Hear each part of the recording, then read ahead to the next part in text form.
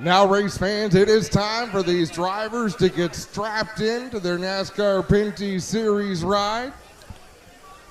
And in just a few minutes, it'll be time for the most famous words in motorsports, because it is time to get things started with the 2023 NASCAR Pinty Series season.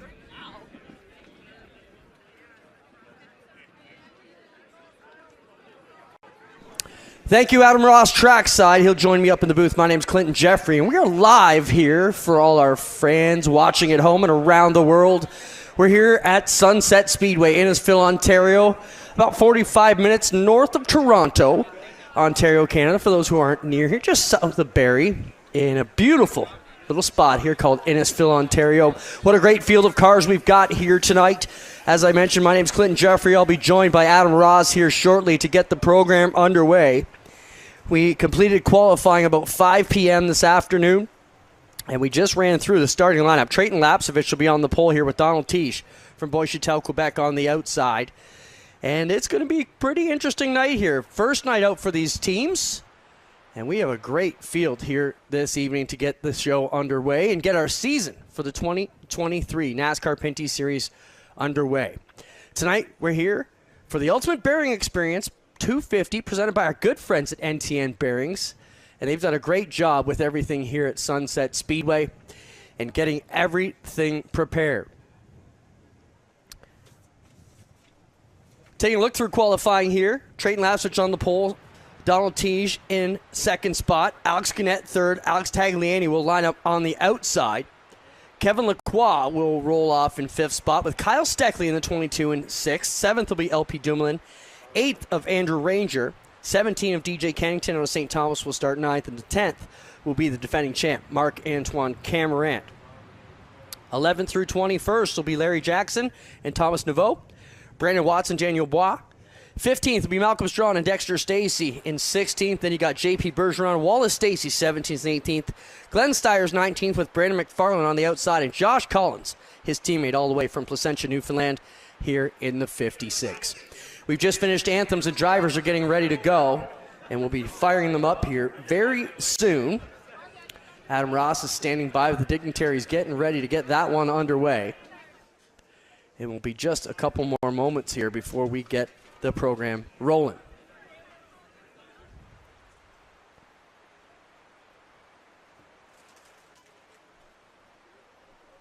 "14 events on the season this year, and that will keep these teams busy as they make their way across the country. Head out west to Saskatoon, Edmonton, all the way east down to Newfoundland and eastbound Speedway. What a great event that was last year. Well, fans, are you ready to go racing? It's almost time. Not quite yet. But what a great crowd we've got here tonight. How about making some noise for all you fine fans that came out? Are you happy the racing season is upon us? I know, Mother Nature is too. She's playing right into the hands of all of us here tonight. We're excited to have all you here. Big shout out goes to Brian and Sandra Tosh, all the work they've done to get ready and make sure Sunset is the place to be in 23 as they've been promoting it here in Ontario. So we have about a 6-minute delay, just in case you're wondering what's happening. The drivers getting all their safety gear on, getting comfortable in the cockpit. This is their first time getting ready to roll out for competition in 2023, so they're trying to make sure they've got all the boxes checked, the I's dotted, the T's crossed, and everything else they're going to need to go for 250 laps here. This will be a break race, so we'll stop at halfway. On or around lap 125, they'll have 5 minutes to work on the cars, and we'll talk a little bit about how those rules come together as we get into the program and closer to that halfway break. I'd like to welcome some of the NASCAR executives here tonight, have made their way up. Chad Siegler, Jason Simmons, Tony Spiteri here tonight as well. So we see all these guys enjoying the races and checking out how everything is going to go for the 2023 NASCAR Pinty Series.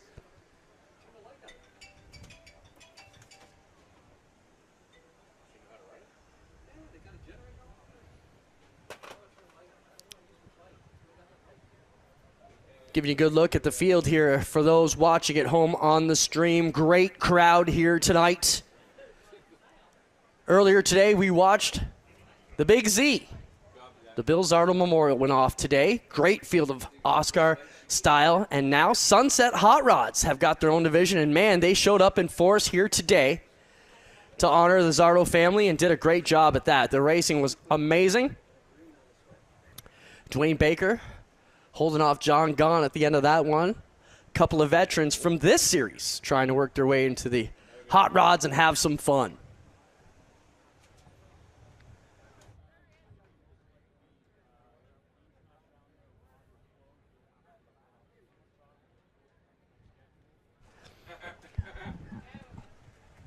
So we're still about 5 minutes before we give the command to fire up the engines here.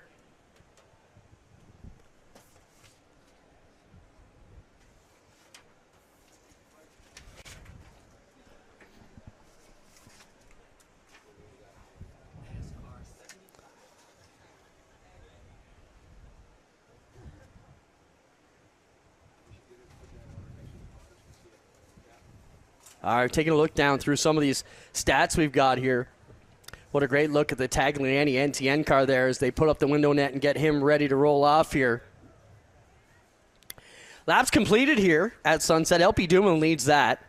7 races, 1 win, and he has led 1,261 laps. DJ Kennington, the next driver, with 7 races here at Sunset, 1,246 laps, and Larry Jackson with 1,231 laps here at the Speedway. So those are total laps. Laps led. When you look at your laps led leaders here, Alex Tagliani with a big margin, 354 laps he's led here in the NASCAR Pinty Series competition. Next closest driver would be Hathaway, who's not with us tonight in competition with 208. So there is a chance for a driver to really run away and hide. We've seen it a couple times here. Tagliani came back a few years back and really waxed the field. But we've had some great battles here, as we talked about earlier during qualifying, if you were here. The Sunset race last year was a barn burner to the end. Raphael Lessard battling out there with Marc-Antoine Cameron down to the finish. And they got into each other coming off of turn 4. And Trayton Lapsovich was able to steal the win coming to the checkered. He was pretty much a third-place car that day, but found himself the winner at the conclusion of the event. Look at the top 5 finishes here for the NASCAR Pinty Series at Sunset Speedway. Kevin Lacroix, 6 races here. He's got the most top 5 finishes with 4, tied with Trayton Lapsovich, who's got 5 races here with 4 top 5s. And Alex Tagliani, 3 top 5s along with Raphael Lessard. So those are your top performers here at Sunset in the past. Getting closer to the command to fire engines here. And we got a good crew from NTN down there getting ready to fire us up. 2 minutes to command is what we're being told. 2 minutes until we get them rolling off here. As we look down the field, most of the drivers appear to be secured in and ready to go. Adam Ross is down trackside, ready to give the command. And we will get this action underway. Picture perfect day here in Innisfil. Hope it's not too hot for anybody. I don't think it's too early in the season to start complaining about the heat. Give us a few more weeks and then we'll start on that. We're just happy it's not wet or cold here today.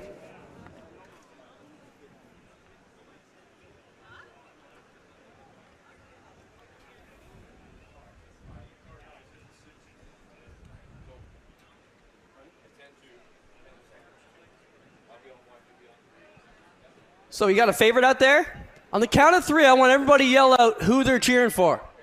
Now you got to yell really loud so they can hear you down there. All right?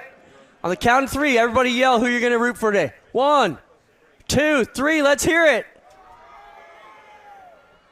I couldn't understand any of that, sorry. Mike, did you catch that? No. Good try. So we had one fire earlier than they were supposed to, but They're just excited to get the season underway. Like the rest of us, as you can surely imagine.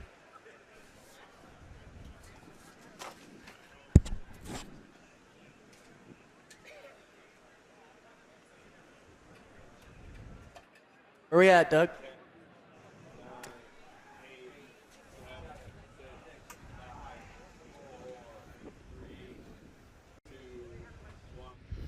Race fans, for the moment we have all been waiting and waiting for. Please help me welcome from NTN Bearing Sean, Mike, Rita, and Andrew for the most famous words in motorsport. Drivers, start your engines!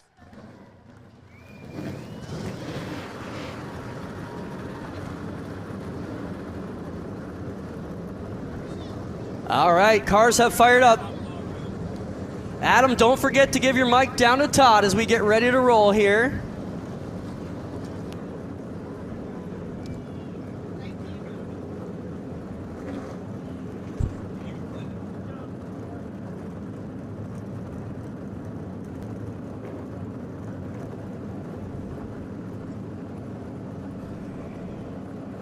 All right, the cars have fired. We're set to roll them off here. They will do 4 pace laps to warm up the tires, get everything secured, make sure they're ready to go. They'll check the radios, check their steering position. We'll bring them down. They can find out where they're going to go to their pit stall today, and we'll figure this one out. 250 laps in the NTN Bearings Ultimate Bearing Experience season kicker to get it rolling.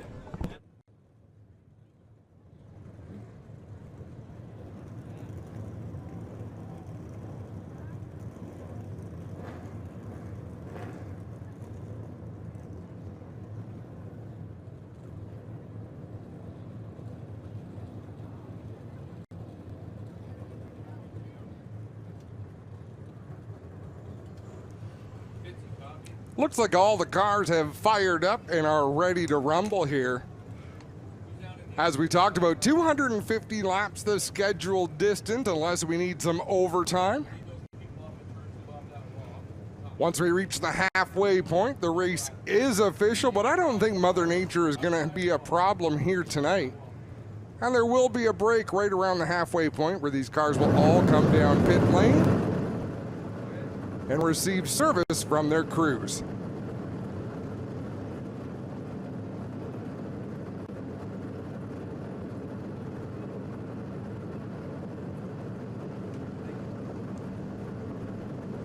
The most cars we've ever brought here to Sunset Speedway, 21 cars slated to start this one.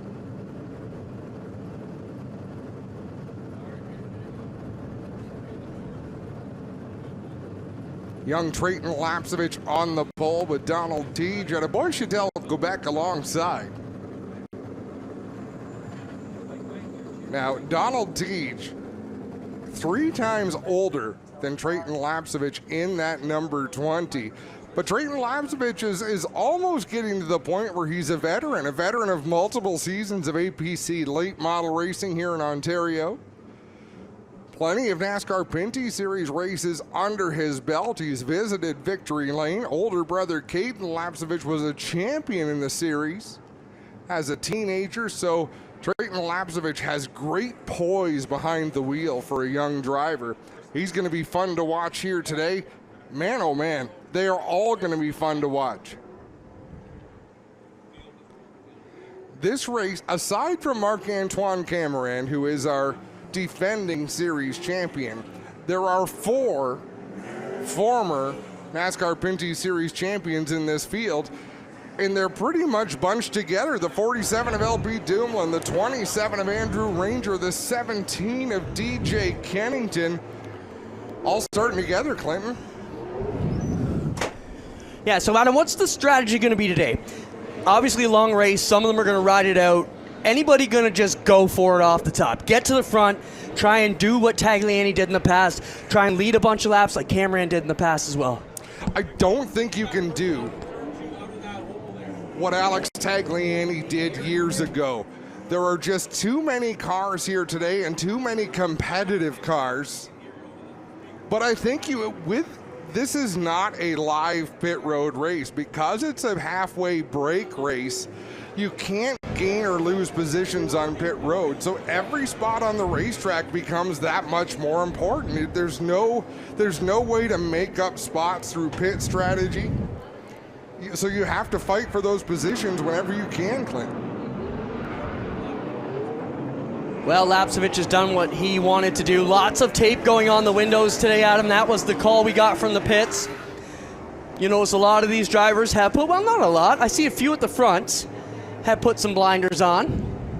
Yeah, a lot of them have not, which is a little surprising, although where the sun goes down here, Clinton, I don't think it's going to be annoying for the drivers. It's actually more annoying for us up here in the tower and the fans looking into the sun, but the drivers, it's only going to affect them halfway between turns 1 and 2. Yeah, and only for a split second. I mean, we've called races a lot of other speedways where it's in your face the whole way. Not so much here, just a quick blip before they're ready to go. How'd you like some of the stats we put together? Not bad, not bad. I noticed you dug into them. I was drowning. I thought you were coming back to help me.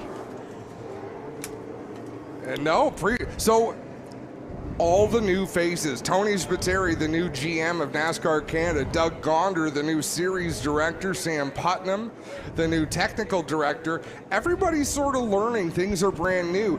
They did leave a little bit too much time between the anthem and drivers start your engines, and that's painful moments. I thought I killed 7 minutes. I look at Doug, it's 5 more. I'm like, oh my goodness. Making the new guy work. But beautiful day, just built up a little bit more anticipation, and boy, oh boy, who have you got your eyes on today? Well, the first thing that catches my eye, under pace, we are almost nose to tail around the Speedway, which shows the cars have come out in full force. Who do I got my eye on?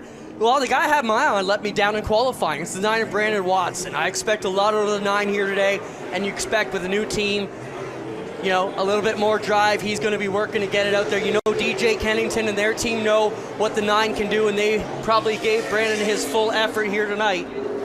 So that's who I got my eye on. But how can you not look at a guy like Tagliani or Lapcevich? Both have great reasons to be the guy to watch here today. Trayton Lapcevich, I believe, is going to be the rabbit tonight. He's been fastest all day. He was fastest in qualifying. The question is going to be, who is willing to keep up with him?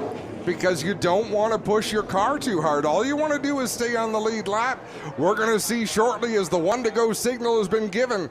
Coming out of turn number 4, it'll be green flag for the NTN Ultimate Bearing Experience 250. Ladies and gentlemen, 2023 about to get underway off of turn number 4. We are green. Into one for the first time. Lapcevich will get the advantage, takes it down the back straightaway.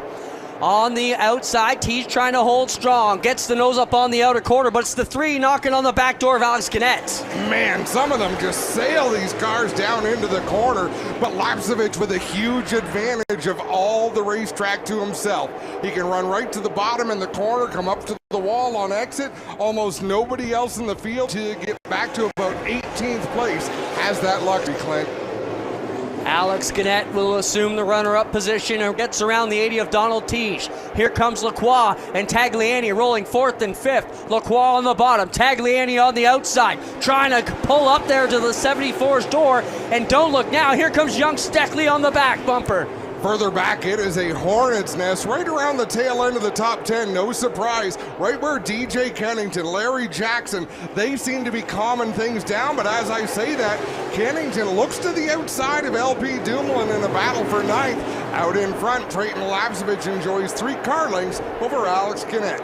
Lacroix leads the single car train, but behind him they're double file. Steckley now gets underneath the Tagliani, number 18. And you got Ranger right there trying to fill that gap and push the 18 back another row. Ranger looking to the inside, Tagliani into the back of one of his teammates, Kyle Steckley in the 22.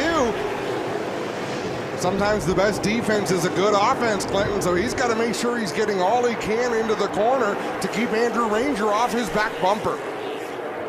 Trayton Lapcevich with about a 10 car length advantage off to turn 1, still pulling it out. And you called it, Adam, that he'd be the rabbit here today, and that's definitely the one they are chasing. Father Jeff, the new crew chief for the team, running this machine very well here today. You know, they know how to put together a program, and that's what they have done. I think Jeff will do a great job executing. Interesting story.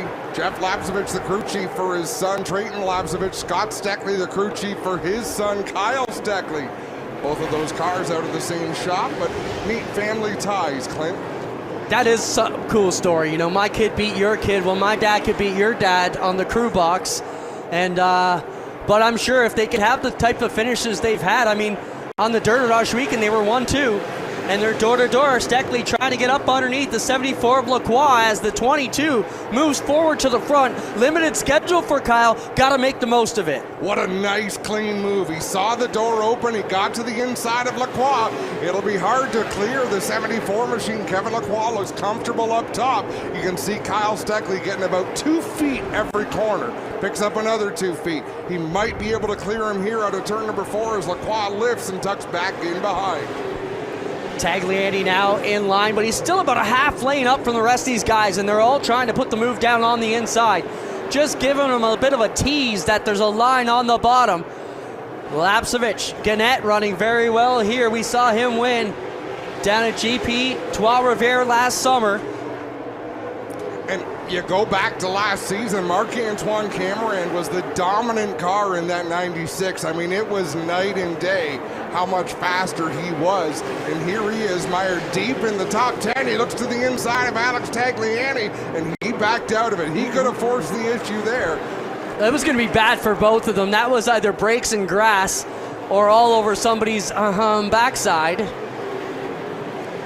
And he decided to take the grass instead. No harm, no foul. You and I both know that, Clinton, but historically, watching these drivers, Marc-Antoine Cameron historically does not back out of many holes. I think that's a big deal, showing some maturity as he's still to the inside of Tagliani, but now Tag giving him some space at the bottom. I don't think he's giving a full lane, though. Just like a three-quarter tease there. Like, if you really want it, you can put your lefts on the grass and maybe take it. And Tagliani really enticing him there, but chops down into one. Now the gap's open. The left front down in the grass, and it's going to not work out for Cameron just yet. The trouble is, if you drive too deep, you can't keep the car on the bottom. Now he clears him off of 4. Not sure what happened there, but Tag gives up the spot, and Marc-Antoine Cameron moves up another position. Lapsevich about 20 car lengths behind the Wallace Stacy 66, who he'll look to start putting down laps as we get into this one. A little further back, we've got a great battle for the 8th spot. Andrew Ranger holds down the position in the 27. LP Dumoulin in the 47 got to the inside. The car pushed up the racetrack. Andrew Ranger able to win that drag race down to turn number 3. There is one driver in the field who does not mind being hung up on the outside. That is Andrew Ranger. He loves it up there. Well, probably a little bit easier on the tires, you'd think. And the brakes, letting it roll a little bit farther. And look at LP, he just jammed it up on the inside there. You want it, I want it back, says LP in the WeatherTech Dodge, working to get the position away from the Ranger 27. LP can get to the center of the corner, he just can't get back to the throttle. So Andrew Ranger is able to keep him pinned down. LP's using up a lot of tires and a lot of brakes right now. And Andrew Ranger probably has a big smile on his face. DJ Kennington sniffing a shot here on the backside of the Ranger 27. Former teammates will go at it through 3 and 4. Ranger steps the back end out. Kennington smooth and steady. Leader now closing in on his second car to put down a lap. Wallace Stacy's down 1 lap, and now he'll go to work on the Steyrs GSR 0. Glenn Steyrs has a few laps before Trayton Lapsevich will get to him. Let's see if Steyrs can close in on a couple of Newfoundlanders out there. Josh Collins and Brandon McFarland working here from the East Coast and about as far east as you can get on the coast, as we learned that last year. Still just got to log some laps though, Adam. This is a tough series to get into. These are difficult cars to drive and a lot different than anything they've ever done, as the leader now works his way around the Steyrs 0. Steyrs going to go a lap down. Further back, we got Kyle Steckley working the inside of Donald Teege. Marc-Antoine Cameron of the 96 working the inside of Kevin Lacroix. Fantastic battles as they approach the slower car of Wallace Stacy. Too wide. The Newfoundlanders are in front of the leader now. The move over flag or the hold your position flag or whatever you want to call it is being waved. And the 56 car of Josh Collins will heed way. Brandon McFarland says, maybe not, and now he gives it up to the leader. As they work through slower traffic, Trayton Lapsevich is pulling away from Alex Gannett. He's got 3 slower cars between himself and the second place Gannett. Right now he's got a lot out in front of his windshield. JP Bergeron would be the next car to go a lap down. He's looking to close in on the 98 of Malcolm Straw and the 31 of Daniel Bois.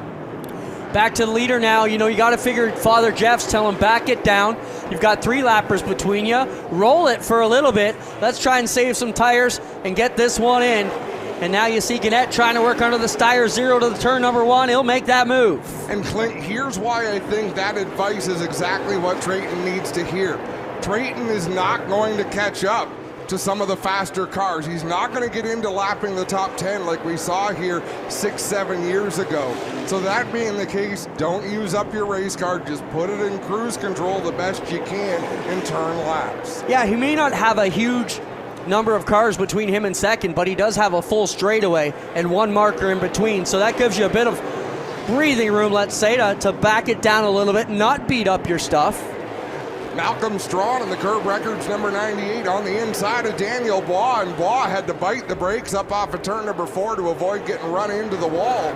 Behind them, the race leader, Trayton Lapsevich, closes in. JP Bergeron, the next car to go a lap down. Bergeron slipped off of 4 there, and that really brought Lapsevich to the back bumper.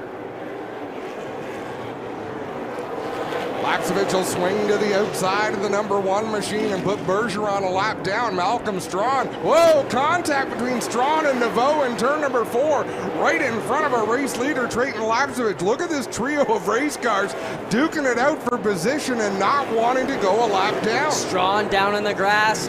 Bois now pushing hard on the back bumper. Naveau in the mix as well. Viewers at home are seeing it now as they work on this one. That's the battle right there. Strawn trying to hold off Daniel Bois, and the leader's the 20 of Lapsevich, who gets underneath the 24 of Naveau and will now work on the inside of the Bois, who gives lots of room to the leader. Daniel Bois is a veteran racer. He doesn't want to affect the leader whatsoever, but now I'll bet you'll see him race pretty hard with Naveau to stay in the free pass position.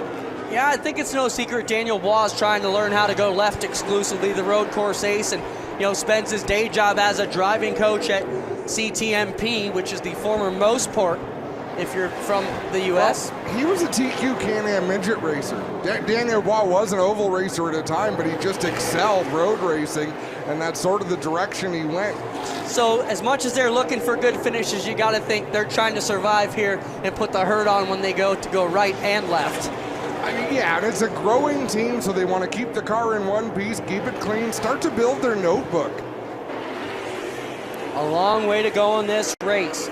We are 40 laps in of a 250 lap, what we call break race. That means on or around lap 125. They'll throw a competition yellow and give everybody a chance to do the work. A bit of cost savings here with this series, Adam. No need for professional pit crews. Will help you get it done. Boy, you know what I'm realizing, Clinton? Trayton Lapsevich is on the same straightaway as the top 10.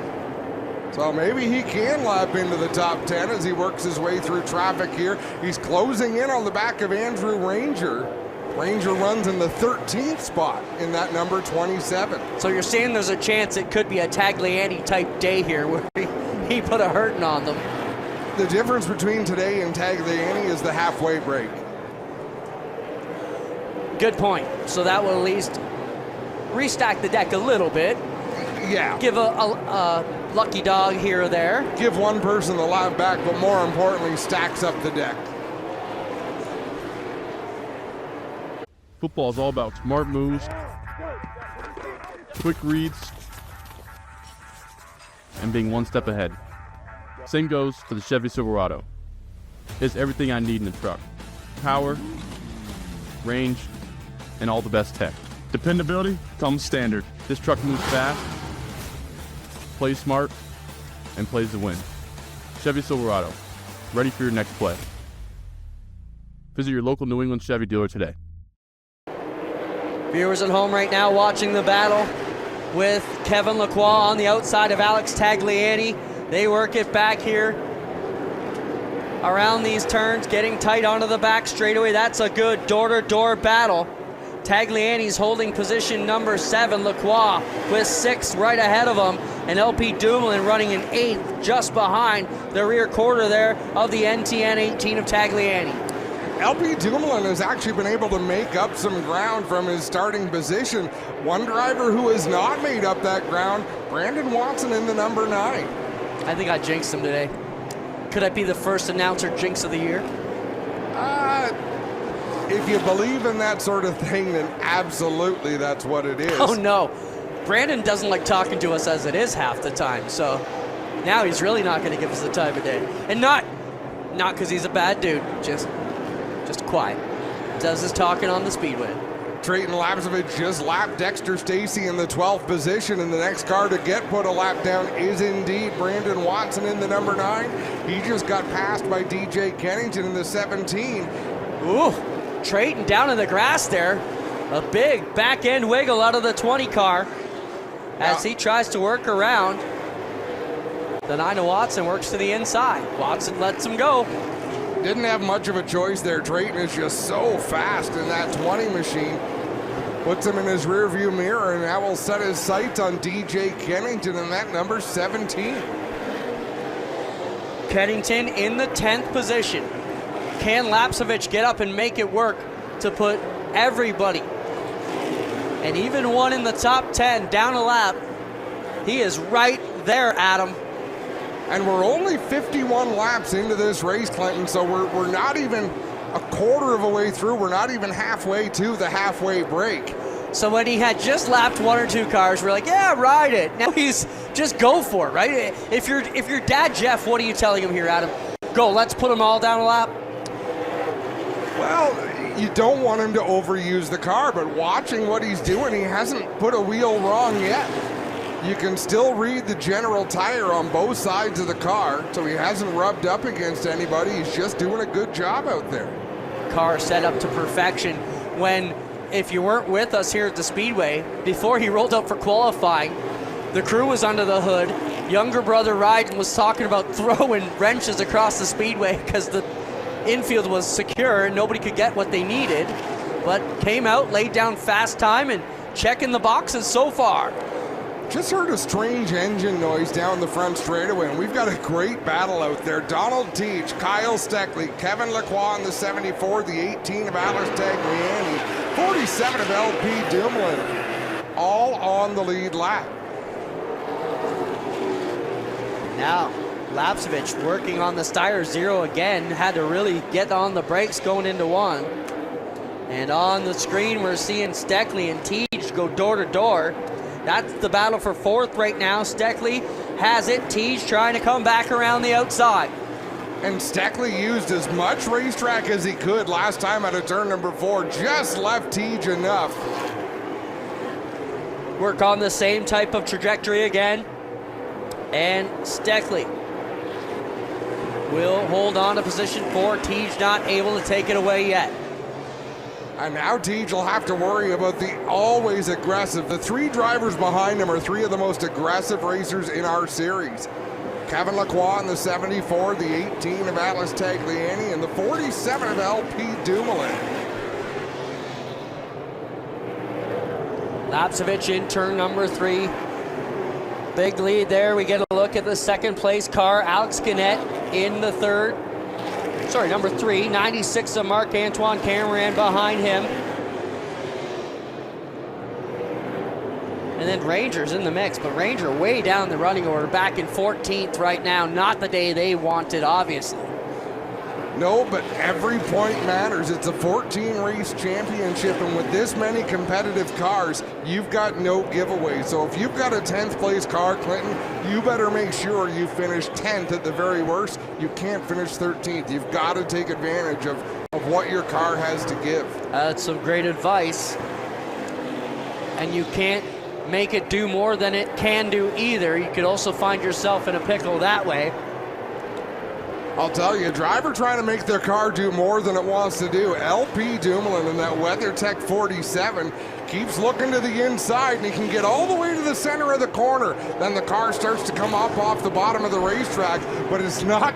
It is slowing him down, but it's not preventing him from trying to make those moves anyhow. He gets Tagliani pinned up on the outside, trying to put that WeatherTech Dodge on through.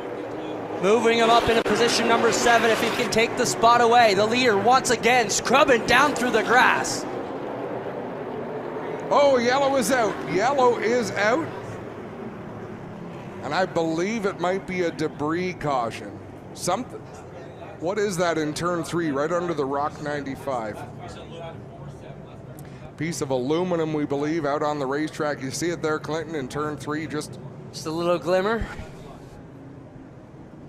It is just in front of the beer garden, so. Tell you what little piece of aluminum I like in turn 4 here at Sunset Speedway. I guarantee nobody over there is throwing that aluminum out onto the speedway. Nope, nope. Let's take a rundown through the order, Adam. Great idea. Race leader, and he's led from the drop of the green flag. Trayton Lapsevich in the 20. The 3 is Alex Gannett. 96, Marc-Antoine Cameron. 22, Kyle Steckley. And the 80 of Donald Teague rounds out the top 5. Kevin Lacroix is 6th in the 74. Then it's the 18 of Alex Tagliani. The 47 of LP Dumoulin. Unofficially, Larry Jackson should get the free pass in the number 84. He will be the last car on the lead lap, running in 9th. Then we got DJ Kennington rounding out the top 10 in the 17. 11th on back, the 92, Dexter Stacy. The 9, Brandon Watson. The 98, Malcolm Strawn. The 27, Andrew Ranger. JP Bergeron in the 1. And Daniel Bois in the 31 runs 16th. Brandon McFarlane is 17th in the 23. Thomas Naveau is 18th in the 24. All of those cars are 1 lap down, I believe, Clinton, and then 2 laps down is Josh Collins in the 56, the 0 of Glenn Stiers, and the 66 of Wallace Stacy. For those of you watching our stream, we're going to take a quick break, and we'll be right back from Sunset Speedway.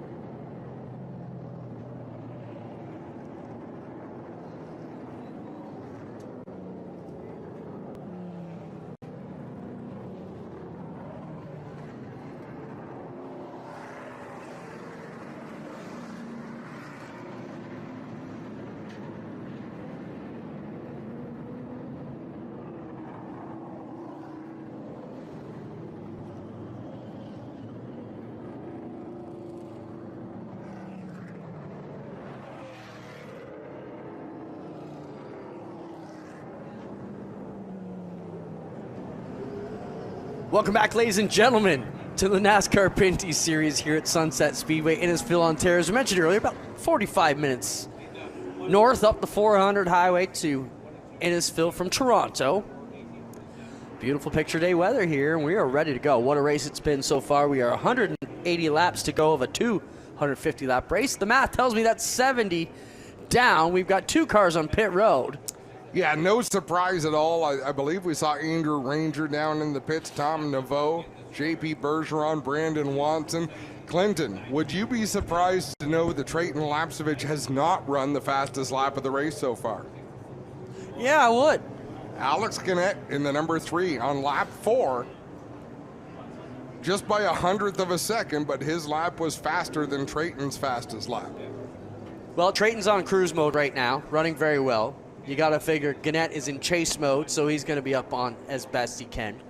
Larry Jackson is not the leader. As Adam mentioned, Larry Jackson will be the free pass driver here. Will get to come around the pace car and take a lap back, put himself back on the lead lap. Larry Jackson has finished on the podium here at Sunset Speedway. This was the place of his best career finish.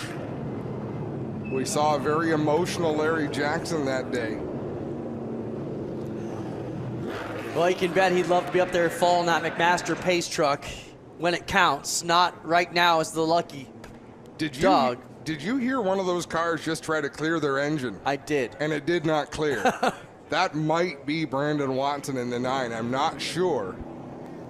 Now, Brandon Watson's car is being prepared out of the DJ Kennington stables. Both of those cars are similar in speeds, you know, deep in the top 10 kind of speeds, or just outside the top 10. You don't have to be off by very much in this series because there's so many competitive cars. And the laps go by so fast, being such a tight little speedway here.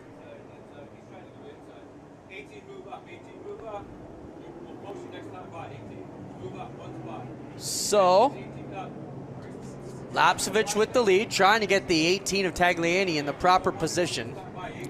And so for those of you who might not be familiar, the way it works with NASCAR, the race director is Rob Sharp. And he speaks over a one-way radio communication that all of the team spotters pick up. So the drivers don't hear Rob Sharp, the race official. They hear their spotters, but it is the spotter's job to hear what direction is being given and make sure that their driver follows that direction. 1 to go. Trayton Lapsevich going to restart on the bottom. On the outside, it'll be Alex Gannett in the 3 machine. As we look back through this running order, Larry Jackson is the only driver in the top 10 without a career victory in the NASCAR Pinty Series. And here we go. That was a bit ragged at the back. No one was in the proper lineup, and away we go. Oh, problems in the 1. Stiers gets turned around. Not sure who helped him out there. JP Bergeron was involved. Thomas Naveau was involved. I wouldn't mind. I don't know if Stiers with the nose tore off the 0 car. That is going to be a tough break for Glenn here. Driver who comes into the season with a ton of optimism. You know, and I think it's fair for us to talk about it. Glenn Stiers is a Canadian Motorsport Hall of Fame competitor in a sprint car. He has also suffered head injuries during his career. He has had post-concussion syndrome over the years. It's been about 5 years he's been on the mend from some bad concussions, and he's finally, he says he's feeling as good as he ever felt, but it's been a journey to get to this point. Yeah, suffered a lot of vertigo. Said just nauseous. Even bright light is something that affected him, and when his concussion symptoms were at their heaviest. They're going to try and bolt that nose up at him and tape it up as best they can, but a lot is dragging there. It's going to take a lot of handyman's best friend to get it done. One of the best parts about the NASCAR Pinty Series, Clinton, fiberglass bodies. There's really not much aerodynamic. In fact, we have seen losing the nose of a race car becomes an advantage because the brakes stay a lot cooler and the rubber stays a lot cooler. Right here we saw that. Yep. It was Connor James. Lost the front end of his race car and then came back to score a top 3 finish, I believe. Well, here Todd Lewis is down in the pits, Todd. You can feel free to jump in any time if you want to join us here. I know you're busy working for the TV crew, but we'd love to hear from you. So there, our viewers at home seeing them will go to work taping up the nose of the GSR 0 for Glenn Stiers. Owner and proprietor of Ohsweken Speedway on the dirt, races on Friday nights and host to 2 NASCAR Pinty Series events on the dirt. And that'll be August 14th and 15th, a Monday, Tuesday. And Ohsweken opens next Friday. Does so, Clinton. A very busy long weekend. Ohsweken on Friday. Canadian Tire Motorsport Park Saturday and Sunday. But of course, you want to be right here at Sunset Speedway for the APC season opener.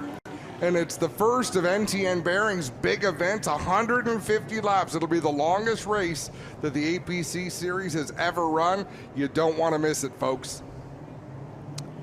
Still under yellow conditions here and a great view as the White Motorsports teammates of Stiers and Ranger, the crew's working to really just, well, what can you say? Bubble gum it up together as best they can. Bear bond and duct tape. Yeah. It'll hold the world together. Big break for DJ Kennington. Very important. I don't know when you can do this. We can do it right now, Sandra. Sandra Todd is coming up. We've got a vehicle parked in the fire route. We need you to move your vehicle or we are going to move it for you. It is a Cadillac SUV, gray in color, license plate CAPY 828. Please move your vehicle. So DJ Kennington, the Castrol Edge 17, gets the free pass. Yellows breed yellows, Clint. Yes, they do. One of the age-old sayings in motorsports, but absolutely true. Cautions breed cautions, and with every yellow flag, we have somebody new who gets the free pass. So DJ Kennington will be the recipient this time. He'll get to move around when the white flag comes out and tag the tail end of the field. That'll put 10 cars back onto the lead lap. 10 cars on the lead lap, and then all the way back to 17th, one lap down. And then we got Wallace Stacy, Josh Collins, Thomas Naveau, and Glenn Stiers, multiple laps down. The complexion of these races changes so much as we go through these yellow flags. People get back on the lead lap, and some of them able to come down pit road, make adjustments on these race cars, and try to improve their fortunes. Once the lineup's good, they'll be told to double up. They will release the free pass car, which will be DJ Kennington, to pass the pace truck and move back around to the tail end of the position, and we're not there just yet. We do not use the choose rule here in the NASCAR Pinty Series. So the lineup leader does have lane choice inside or outside, but otherwise you line up where you're supposed to go. And it's only the front row. It's only the front row that has the lane choice. Because in some series, if the leader chooses even, everybody's an even then. It's interesting to me too, Clinton, that we haven't gone to that rule, because there have been times when we got rules before the big series did. We ran double file restarts right from the start in 2007. If you remember, it was a big deal when the NASCAR Cup Series went to it in shootout style double file restarts, but it was our way of doing business from the very start. Exciting business it is. We'll go one to go next time by. There is 86 laps complete. So we're about 40 laps from the midway break. That's enough time for Trayton Lapsevich to lap the rest of the field, stop for a hot dog, and have a soda. Are we betting hot dogs or bananas this year since you're on a big health kick? You want to bet a hot dog on that? Trayton can afford to eat some hot dogs. I better stick with bananas. He'll be on the inside. Alex Gannett up on the high side. Marc-Antoine Camerand with Kyle Steckley alongside him. So exciting to see that inter-province rivalry. We got some Ontario, we got some Quebec. They're all battling for position out there. Really slow start for the leaders. He tromps on the gas and tries to drive away from Gannett. Gannett all over the back bumper at 20. Gets them twisted up a little bit, but they gather it up. I was watching deep in the field. That last restart got hairy further back in the field, but they seem to have things sorted out for this one. Lapsevich out in front. Camerand able to pick up the second position. Gannett back to third. Kyle Steckley fourth, and he's got Kevin Lacroix looking for racing room on the outside in that fifth position. Well, Camerand was the dominant car last year. Could he come up and bring the youngster back into school as they work it off of four? Back of the pack, everybody trying to find their way through Adam, but up at the front, they're starting to stretch it out already. Let's remember last season, Marc-Antoine Camerand and Trayton Lapsevich had a few situations. Newfoundland for one, they got a little bit ugly down there racing together for position. So these two drivers have some history. Let's see what happens if they get closer on the racetrack. Lapsevich able to stretch out to about 5 and a bit. Car length lead on the Camerand 96. We watch as it's Tige and Dumoulin there battling side by side. Tige holds number 6th position here in the 80 on the outside. It's the 47 of LP Dumoulin. Tagliani right behind them as they're double file. It's so comfortable here. Sunset Speedway is so wide. You almost always have two wide racing, and it's hard to get that advantage. You have to be much faster than the car beside you to finish a pass. Yeah, a great speedway for equal lanes. You know, the top is almost just as good as the bottom is, no matter what type of cars we see race here, and you still see the leaders scrubbing up off the grass. Does that make you nervous at all, Adam? Well, not for the leaders, it's fine for them, but for everyone behind them when they bring dirt across the racetrack, it's a huge deal with these wide, slick General tires. When you kick loose dirt up onto the track, they just don't grip to it at all. I'm worried about little debris down there. You know, you can sweep the track, but the grass doesn't get swept, so you keep sticking your tire down there, you're asking for a puncture. And they're still running side by side. Kevin Lacroix at the high side. LP Dumoulin down low in the 47. Alex Tagliani right behind them. Donald Teach just sort of hanging out there in the number 80. Remember, he qualified second fastest. He's fallen back deep into the top 10 and right now just turning some laps out there. Kevin Lacroix still trying to hold off the LP Dumoulin 47 behind them. It's Tagliani and Donald Teach right there, all under a blanket, the four of them. From Quebec, going at it. There is a lot of Quebec talent in this series. Awesome for us to see drivers like Trayton Lapsevich, Brandon Watson, some young Ontario talent to come and join the likes of DJ Kennington in the 17. Well, to be a true national series, we need drivers from all over. We head out west, we get Chantel Kalika and some of the other joining us. You know, you got Josh Collins and Brandon McFarlane here from the Newfoundland Labrador province. So we're getting there. Absolutely. It's an exciting season to be a NASCAR fan. Some great teams bringing some great drivers and great equipment to the racetrack. Trayton Lapsevich opening that advantage. He's got a second lead over Marc-Antoine Cameron. 2 laps past the halfway point, 148 laps to go. We're about 23 laps from the break. We're almost to the halfway point. Oh, yes, sorry. We're 2 laps past the century mark. I was going to let you get No, to it. you got to fix it, man. You got to fix it, especially first race. Bring me up to speed. I had my fingers out trying to work the math like this. The math is not mathing. I couldn't tell what you were trying to tell me. You're number 1. You got to use more fingers to count. Yeah. So Donald Teach starting to smoke again, and it's tire smoke. He gets on the brakes, and I don't know if the fender rubs the tire or if he's locking up a brake out there in the number 80, but I will tell you something else, Clinton, and you were down trackside before the race, but I smell transmission fluid, rear end grease. Yep. And you should not be able to smell that as the cars are warming up, but it hasn't put anybody out of this one.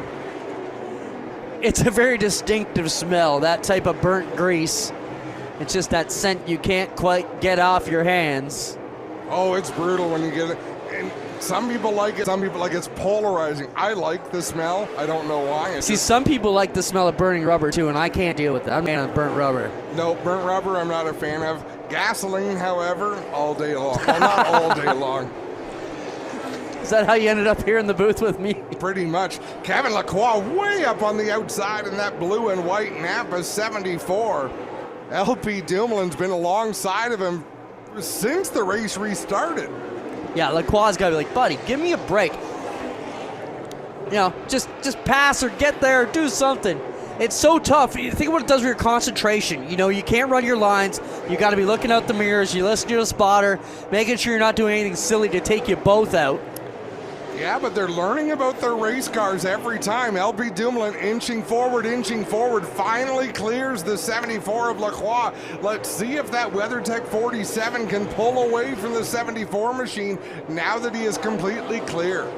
Josh Collins nearly got the leader off of turn 4, was all out of shape. Trayton Lapsevich got by.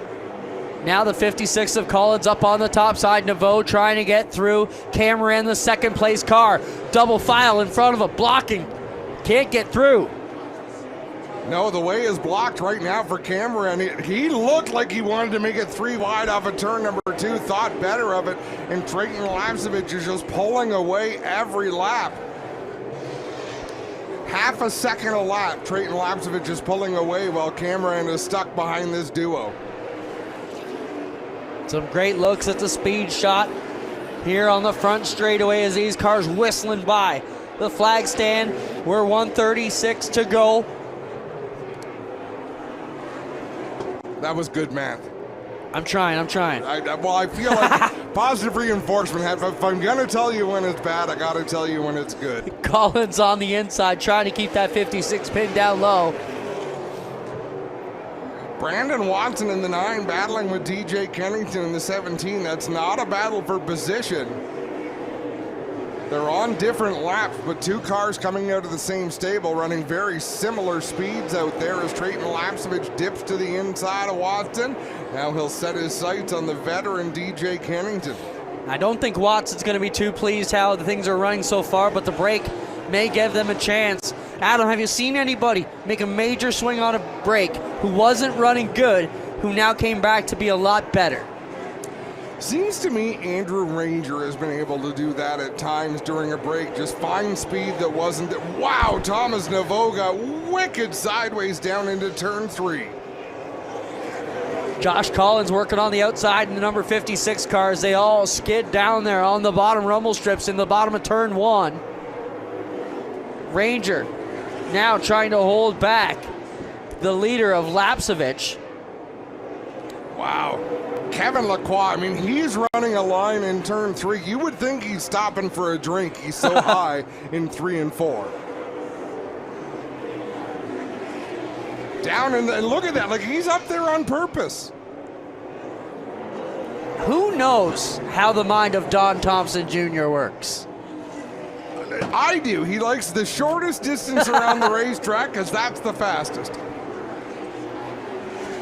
Yeah, but if it's not your day, you've got to try different things. So Lacroix was in around the top 5, find himself back in 6th position right now. Yeah, I mean, he's still in a good spot. There's a driver who can still come in, get some work done at the halfway point, and we are very close to that time. 123 laps complete next time by for Trayton Lapcevich as Alex Tagliani just about makes contact with Glenn Stiers off of turn 4. It's 128, 127, subtract 2. We're almost there. Getting there. Lapcevich the leader, Cameron second. Alex Gannett in third. Steckley quietly still hanging on to fourth, Adam. Haven't said too much about the 22 and 100 in a few laps. Doing a great job. Doing a great job as Trayton Lapcevich puts Bergeron another lap down. The next car on the lead lap ahead is Larry Jackson. So 3 cars between himself and Trayton Lapcevich and this halfway point. The break will come at any time now, Clint. Larry Jackson running in 9th position. I think that's where he was when he got lapped the first time. Fought back through the Lucky Dog free pass program and works his way now to try and hold off. But as you mentioned, few cars between himself and the leader, and he should be able to make it to the break and stay on the lead lap. The reason they don't put the break exactly at the halfway point, they don't want positions to change. They don't want to affect the running order of the race, so if there's battles, they'll let the battles play out.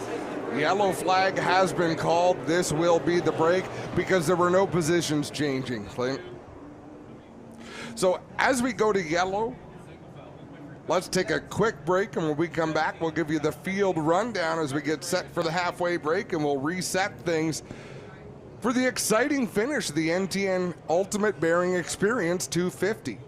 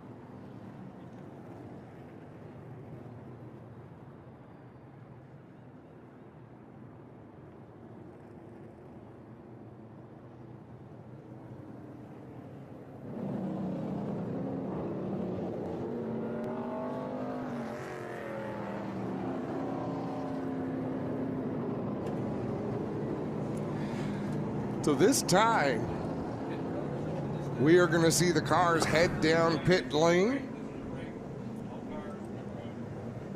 All the cars will head down. No work will begin until the final car stops in their pit stall.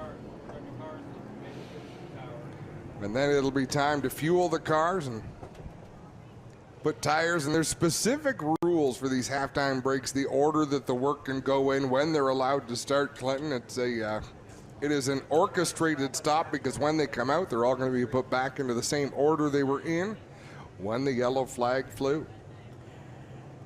Viewers at home getting a view from the leader's pit stall where Trayton Lapsovich crew puts tires up on the wall and gets ready to go.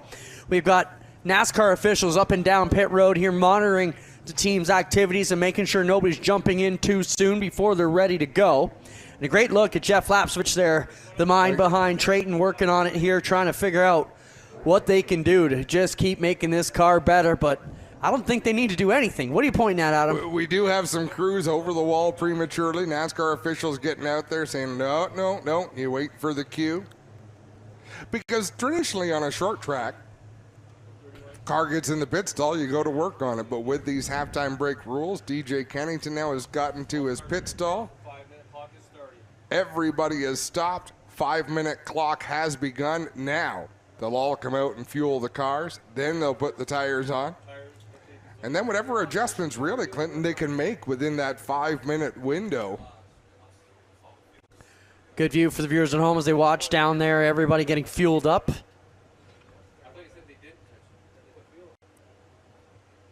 And now they get ready to work on the 20 of Lapsovich, the leader, who's just been so fast here tonight so far. Am I crazy, or did not everyone put fuel in their cars? You are crazy. I can't confirm whether they did or not. I'm looking at LP Dumoulin's 47, the 27 of Andrew Ranger. It looked like they were out there with tires pretty. Football is all about smart moves, quick reads, and being one step ahead. Same goes for the Chevy Silverado. It's everything I need in a truck. Power, range, and all the best tech. Dependability comes standard. This truck moves fast, plays smart, and plays to win. Chevy Silverado, ready for your next play. Visit your local New England Chevy dealer today. Quick, so if they did put fuel in, they certainly didn't put a full can in. Because that's a huge effect on your handling, Clinton. Like when a full load of fuel, say you put 20 gallons of fuel, I believe a gallon of fuel is about 7 pounds, if I'm not mistaken. So I was going to say about that. You're putting 150 pounds at the back end of the race car. It makes a huge difference in the handling. So when you can put on fresh rubber and not put that extra weight on the back of the car, you take that into account when you're trying to set things up. But you've got to make 250 laps on fuel. That's the concern. Plus overtime.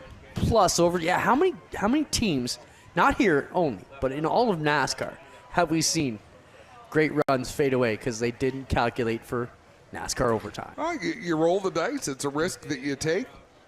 Everything is a calculated risk, Clinton. Every adjustment that you make, because every time you do something to make your car better, something else has to get worse.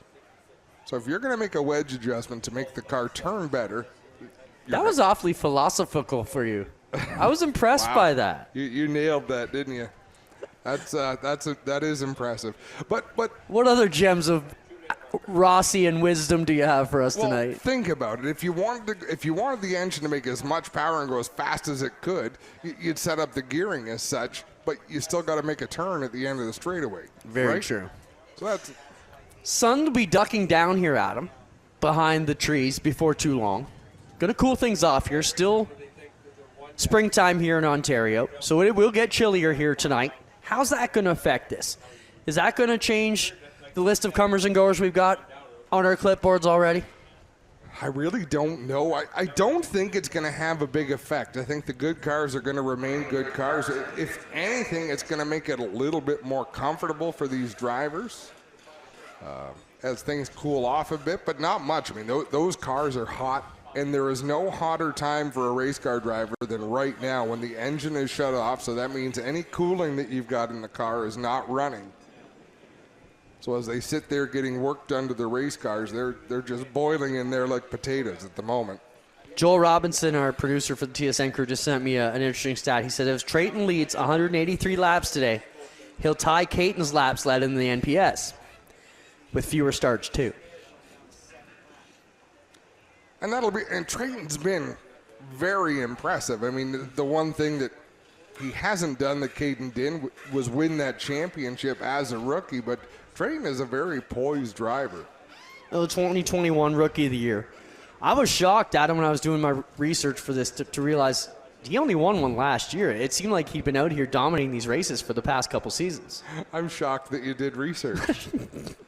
Me too. No, you have to. Well, you leave me hanging for 7 minutes down there. I have to have some research. You really thought I would climb back up these stairs to come in. I like you, but you not are on that a health much. kick. Yeah, true. I went to the gym this morning. I got my 5K in this morning. Now, you probably got 10K running around getting things set up.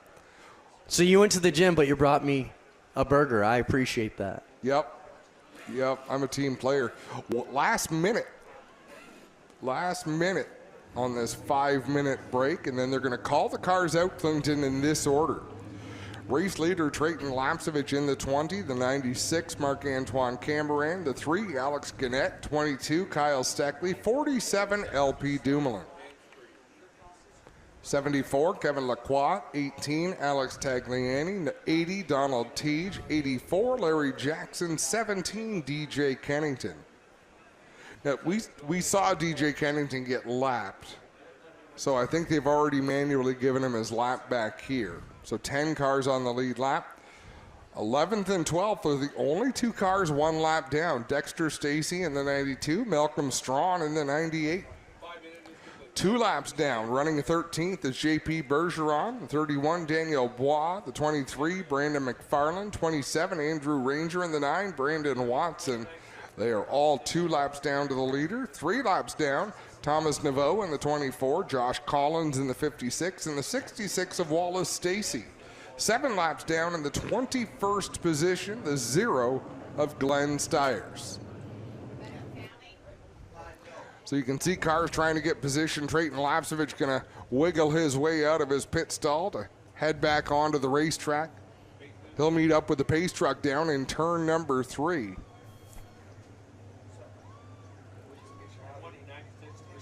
Shouldn't take too long to get them lined up, and we'll get ready to roll here. Kyle Steckley's car, they had a hard time getting it started. Look at Fritz down there. If you don't know Fritz, he is the one on the passenger side of Tagliani's number 18. He's just walking around to the back end now. It's like, hey, where'd everybody go? We're going to push this thing. He's the one whose face you see in the NASCAR Pinty Series promo. Jumping into the camera, right? Oh, what positive energy personified. What a great job the Fuel Media crew does with those promos. Nothing gets me more excited to go racing than when we see those come on the Cup Series.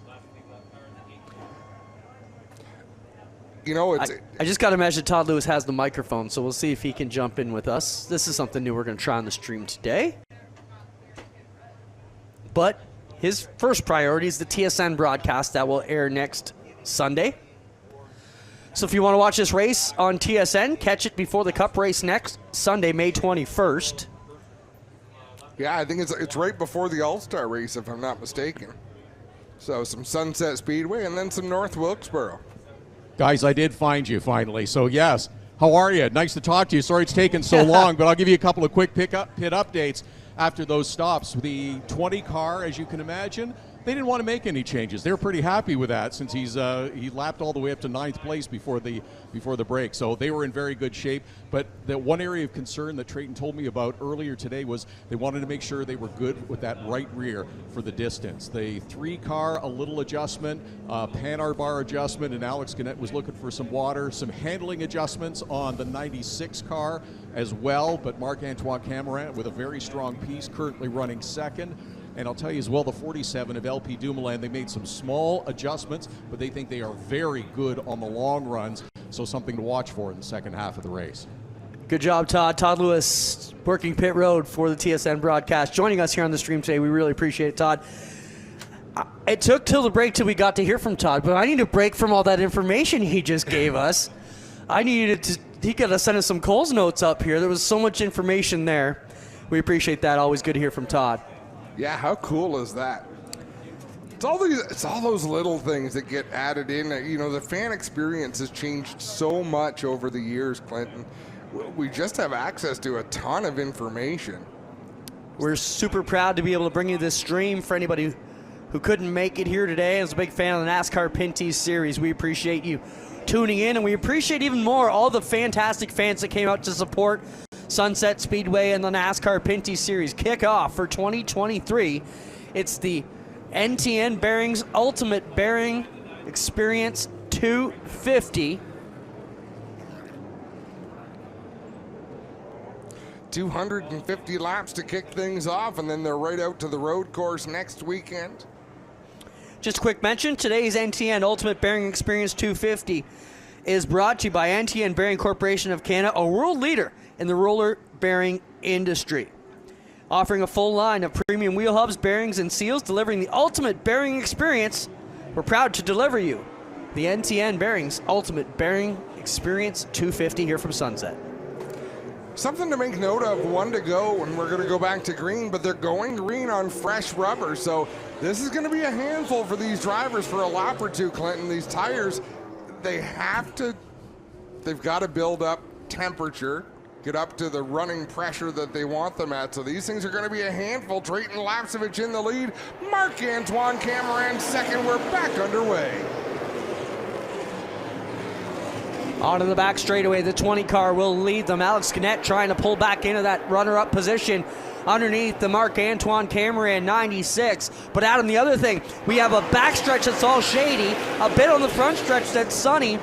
Different portions of the track are going to do different things with these cold tires. It'll be a lot different. Like turn 2 is going to be different from turn 4 because, like you say, the sunshine on the racetrack. And boy, oh boy, Kyle Steckley just got used up by LP Dumoulin in the 47. Steckley up on the high side. Trouble for the 23 of Josh Collins. He locked him up. There might be some debris on the racetrack under the Rock 95 sign down there in 1 and 2. There definitely is some debris down there. We can't see what it is from here, but there is something on the speedway down there in turn 1. So Kyle Steckley got roughed up a little bit on that restart. He's got to look at the Ranger nose here. Adam, what's going on in the hood? He got into somebody in the Ranger 27 hood, all tore up. He got way underneath somebody in that 27 machine, and yellow flag is coming out. Betting Man says it was the Jackson 84 as the rear cover hanging off of his car. So if I had to be a betting man, I would think that the 27 got electrocuted by the O'Neill 88 here of Larry Jackson. It's going to start already? I have to start. Yeah. No, I'm all about puns. So Larry Jackson in the 84, no big deal. He's running in the 9th spot. Only DJ Kennington is on the lead lap behind him, so he's going to come into the pits when pit road opens and have to... if you're Larry Jackson, you're hoping it just falls off. It's not going to. I mean, have a look at it as he goes by. That piece is firmly attached by the O'Neill decal. That vinyl's tough. Yeah, it is. Like try and peel it off a car. Yeah, it's not going to. Kyle Steckley in the 22 comes down pit road. He might think he's got a left side tire going down as we look at the replay there. So yeah, it was into turn 1.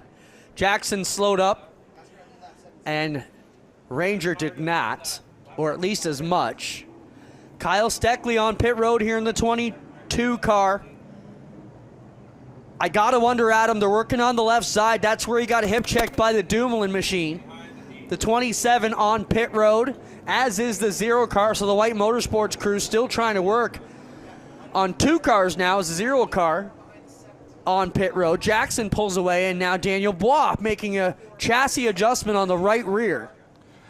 And jack stands are coming out for the 22 as Kyle Steckley. He has lost laps as Daniel Bois just going to beat the pace truck out of there. And that's when the spotters got to get on the radio and say, okay, pick it up just a little bit. You got the sharp turn in 1 and 2 to your advantage. If I had to guess, Adam, Axle may be on the 22. Yeah, you could be right. You know, you got your drive axle flange over there.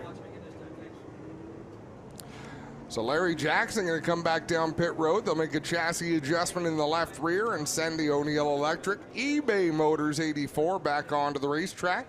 Well, you know, we talked about how tough that vinyl is, but I'd put a Howie Scannell size 13 boot up against vinyl any day of the week. Dexter Stacy in the Recap Energy Drink 92 going to get back onto the lead lap. Howie Scannell's been around the sun a couple of times. He knows how to get it done. So Dexter Stacy will be back on the lead lap, and then Malcolm Strawn will be the only driver one lap down. Zero car, multiple laps down. Steckley going multiple laps down now as they sit on pit road.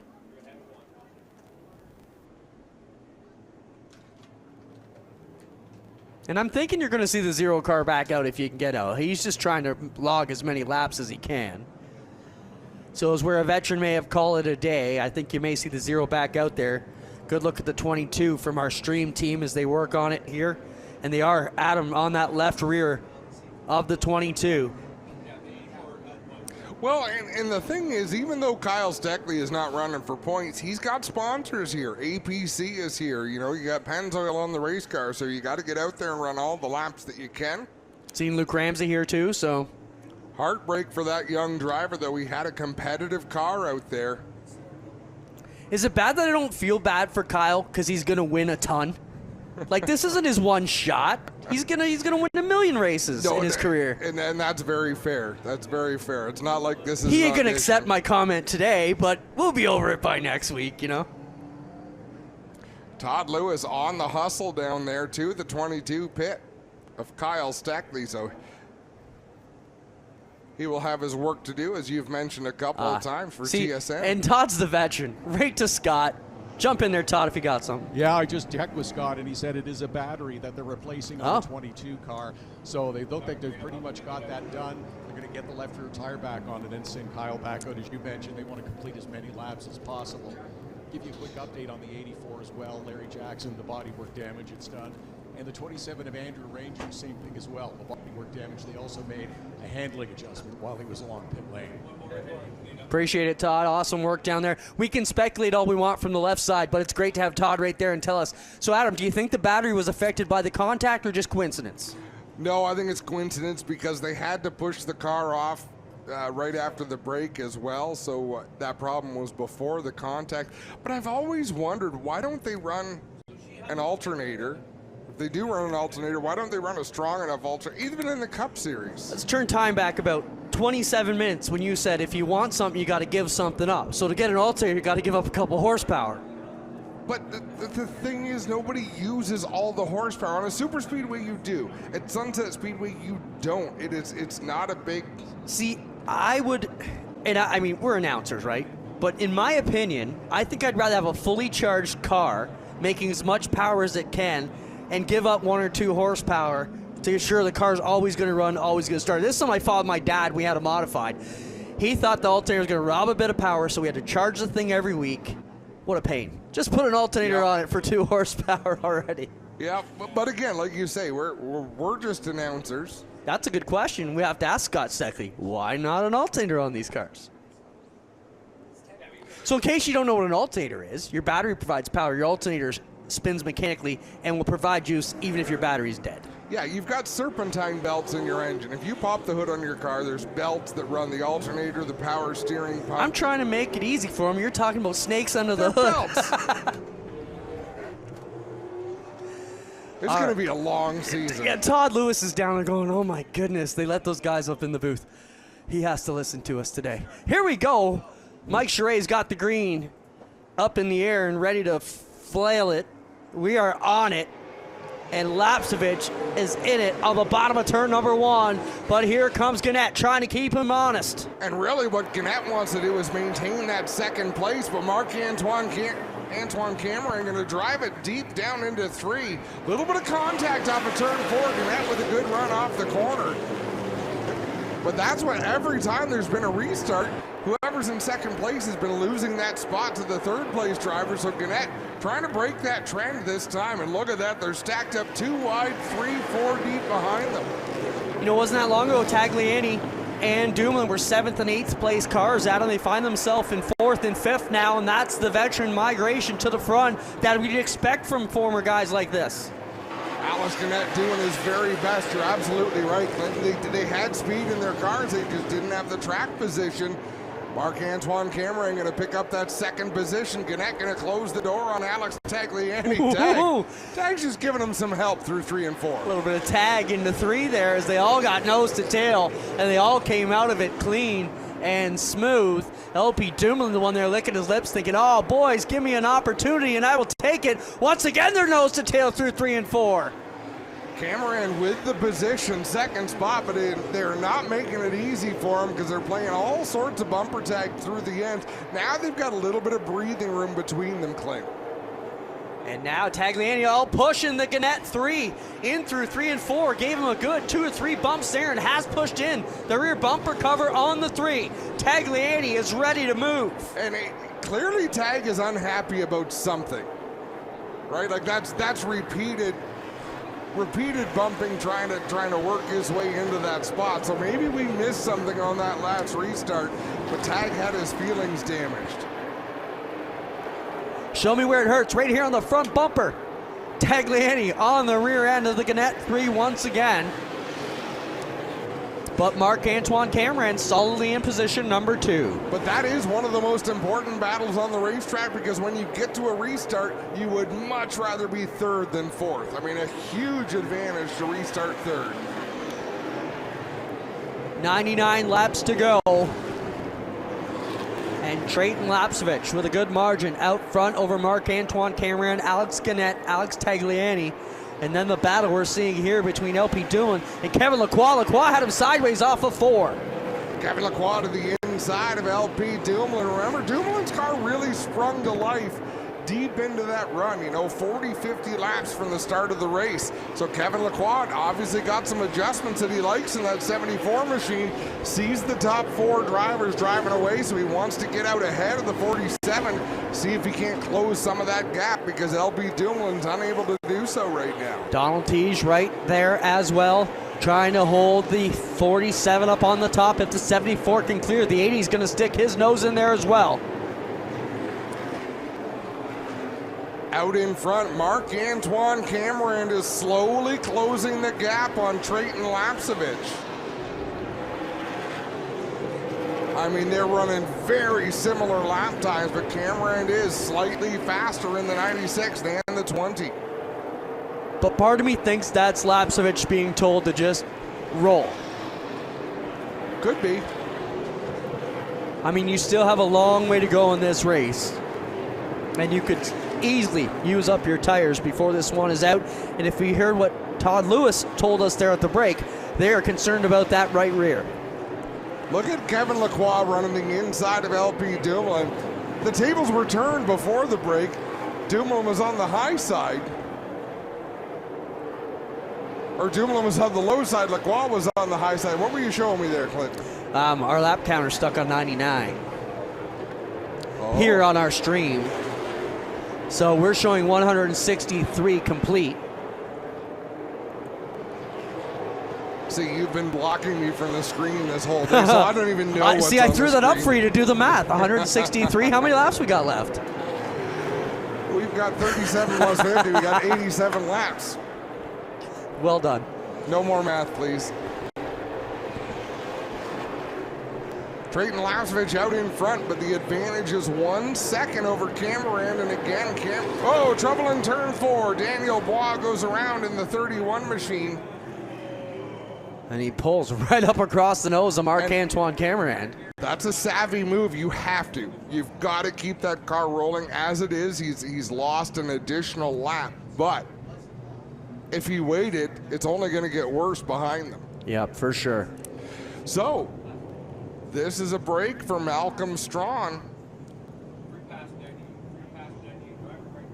The 11th place driver in the Curb Records number 98, Malcolm Strawn, going to get the free pass. So we'll be up to 11 cars on the lead lap. And then it's going to be a matter of how many yellows is there going to be, because 2 laps down, never a good position to be in. But If we have another yellow, somebody gets to go to 1 lap down, then they're the only driver 1 lap down, Clint. So on the stream, let's take a quick break and we'll be back to talk some more racing here at Sunset Speedway.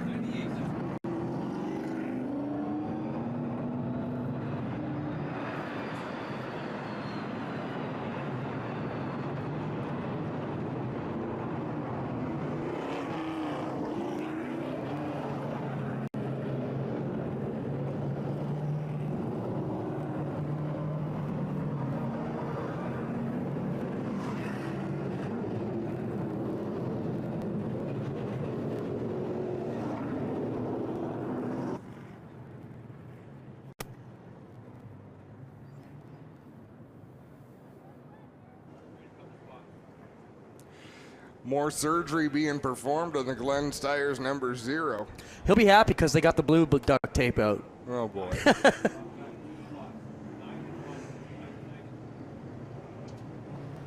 Well, that's a good sign. We talked to you. We were pretty sure Glenn would try and complete some more laps and try and figure out. No secret about him trying to learn. He's, you know, what we talked about his concussion symptoms earlier. He says it's speed therapy. That's how he's using to get fixed. Here's a look at home on what's gone on here. Oh, who was that? Truck, keep it rolling. Tough to see who that was. Give it to us again if you can. I'm going to choose my seat in the booth better next time. Yes, I have the screen. We'll have another look here.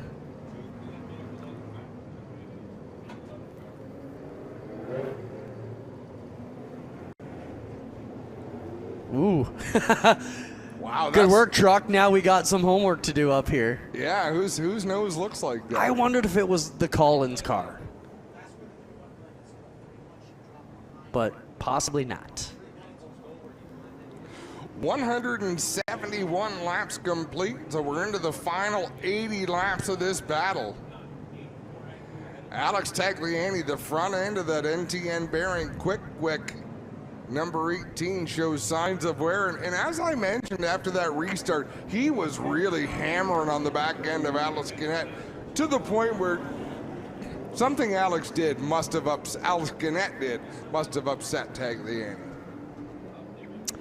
Well, he's got some time to calm down now.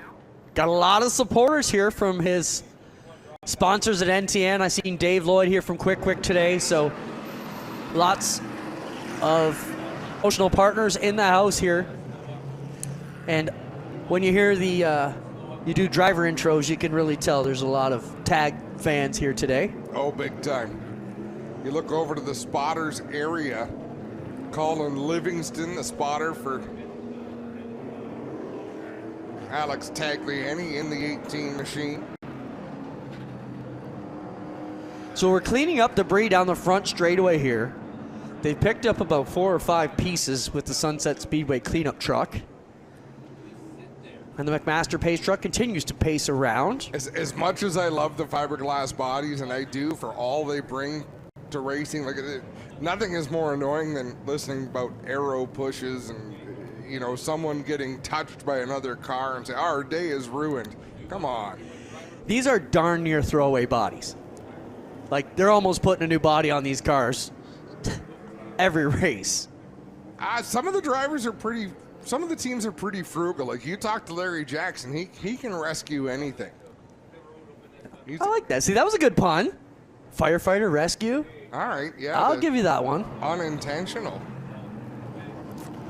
It's the unpun. You didn't even expect to do it. Maybe I'm tired. What's the matter with me today? I'm overtired. That's why I'm happy and in a good mood today. I'm getting outwitted by Clint.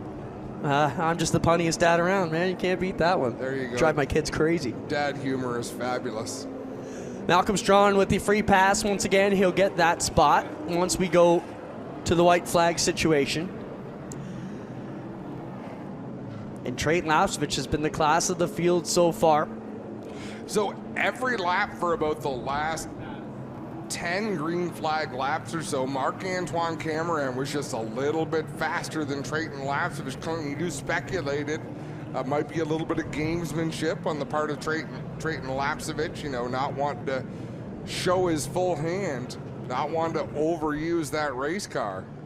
But we're going to find out here on this restart as DJ Kennington is down in the pits in the Castrol Edge 17.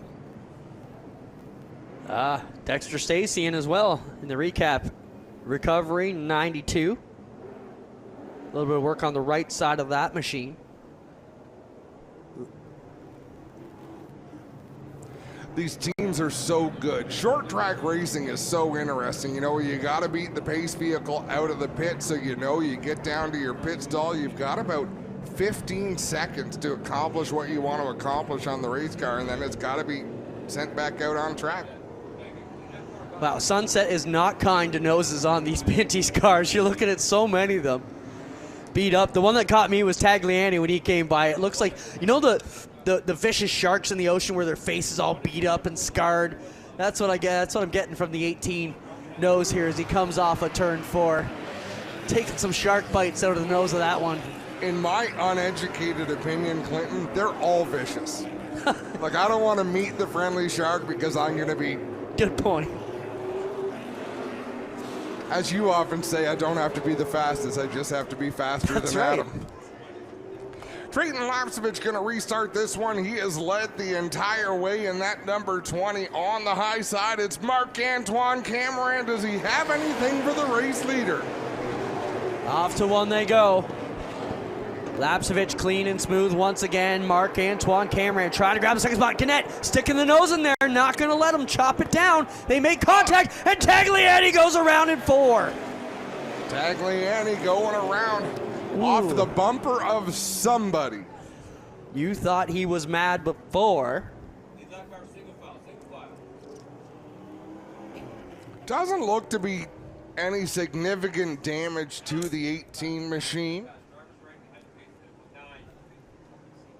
as he'll close in on the tail end of the field. Didn't lose a lap in that.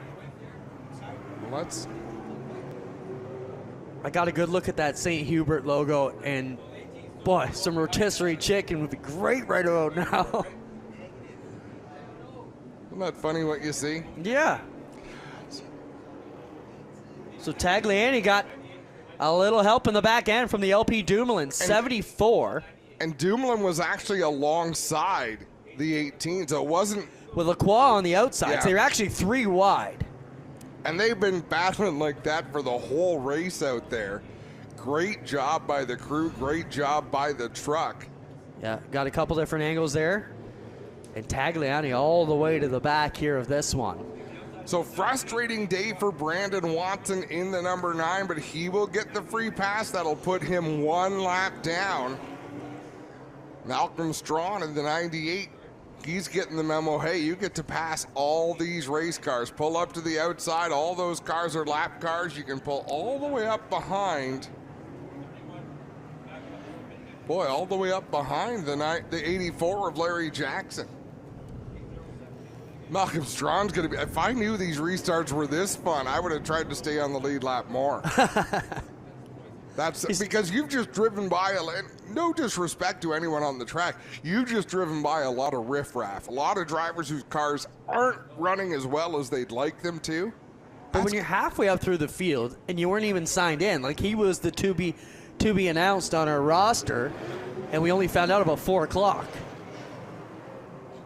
Hey, that's a good day. Exciting for Malcolm Strawn. Jim Bray keeping us guessing right to the very last second. What a great supporter of racing, though, is Jim Bray. Celebrate his 90th birthday this winter. He's been a NASCAR member longer than you and I have been alive. By a lot. By a lot.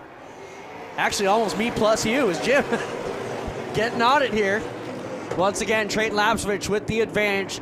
The 2 Quebecers going at it. Marc-Antoine Cameron and Alex Gannett with Lacroix and Dumoulin right there. And then Teege, the only guy from Ontario, is DJ Kennington.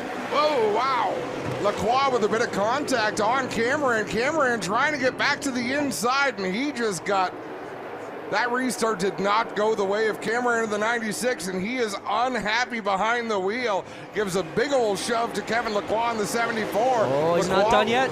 Lacroix with some bumper damage, and he didn't come anywhere near closing the door. Kevin stayed way up high. Now he's going to come back down the racetrack. Lapsevich, Gannett have gotten out front. Then it's Lacroix, Cameron with LP Dumoulin and Tige side by side behind them. Big smoke show as Daniel Bois locked up the brakes down into turn number 1. He gathered that car back in. He'll resume where he was.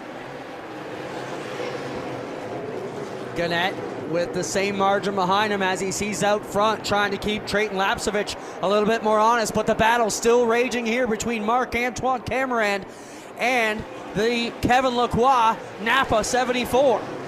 Yeah, Cameron's got a lot of speed in that 96, but Kevin Lacroix is going to make life miserable for him. Lacroix has been able to hold drivers off from up in that high line. Let's see how long Cameron's willing to play nicely in the 96 as he sees the leaders getting away.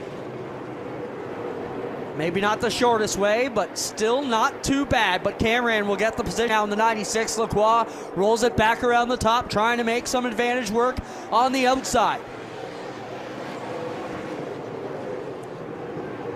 So Cameron gets around Lacroix. Lacroix solidly in 4th. Donald Tige all by himself in 5th. And it's LP Dumoulin 6th in the 47. DJ Kennington 7th. And then Alex Tagliani after that recent spin trying to work his way back up to where he was. We're looking at the Tagliani machine here on the screen. He tries to roll up through the field a little bit. Still has a fair way to go as he works on the inside of the Kennington 17.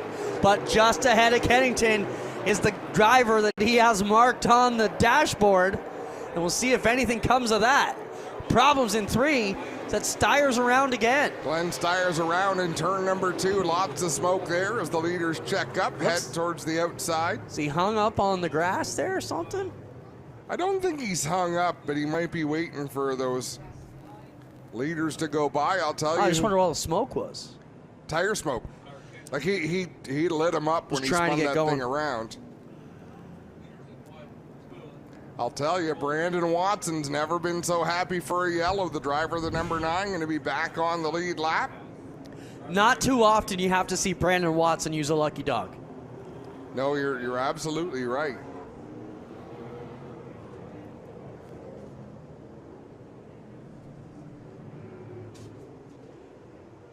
So, closing in, 55 laps to go. And now one of our junior flaggers down here just pointed the black flag at Brandon Watson, pointed the naughty stick. I wonder if he had anything to do with the creation of that yellow. Huh. The driver who needed one the worst. I don't even know what to say. Highly plausible. Yeah, exactly. One of the older tricks in the book. Elliott, did he get him? He's too busy working on his flagging down there. Yeah. The 9 got him? All right. Junior official Elliott says the 9 got the 0. You better be right or you're going to lose your job. Take those flags right away. Great to see these youngsters out there looking for a career. So if Mike Charest just looks the wrong way, Elliott's That's up in right. that flagger, giving her. So clearly, Elliott is the flagman of the future. That's who. Where are the announcers of the future, Clinton? Right here, the Bun Sons sitting down in front. There you go. All right. No, fair enough. Fair enough. Larry Jackson heading down into the pits to the attention of his crew.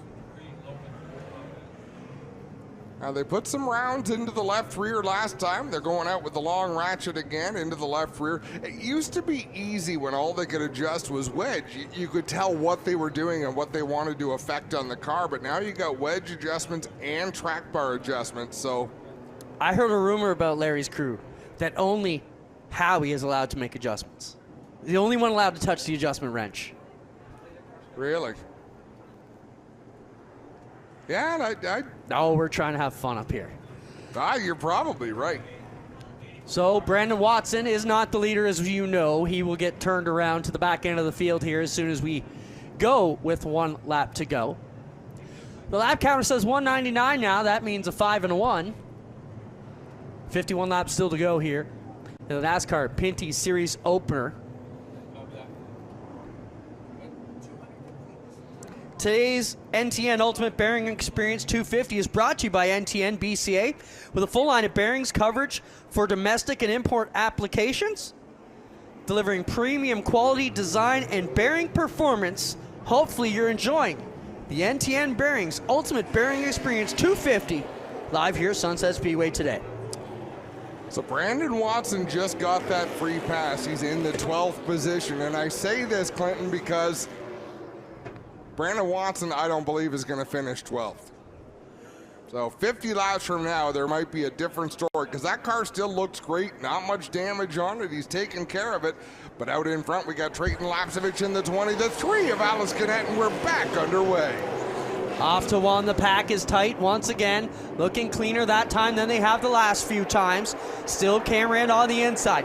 Tej, and they all just jump like a pack of wolves going into turn 3 on the back two. Marc-Antoine Cameron right up on the back bend of Trayton Lapcevich as they drive down into 1 and 2. This is as close as anybody has been to the 20 machine today. Look at Kevin Lacroix trying to thread the needle between Tej and Gannett. Whoa, Mac threw a big one there. Cameron took a huge shot, and he's throwing big points down to the inside quarter. Just avoided the 20 last time into 3. He's farther back now, but really hauling it in there. Cameron trying to keep pace with Trayton Lapcevich. Alice Gannett running in third. So Lapcevich, if he's got another tenth of a second in that car, he's got to find it and use it out there in that 20 machine. But remember what Todd told us, trying to save the right rear till it counts. He's been on there for a long time so far, trying to make sure they can keep the tires under this machine. Guys, I can jump in and tell you too that I spoke with Robin McCluskey. They think that 96 is just as fast as that 20 car. What they're concerned about is making sure that they rather have a long run to the end. Catching Trayton Lapcevich is going to be one thing, passing him is going to be another, but they think they can match him in speed. Whoa, trouble Thanks, in Todd. turn number 1. Thank you, Todd. That's Naveau in the 24 going around.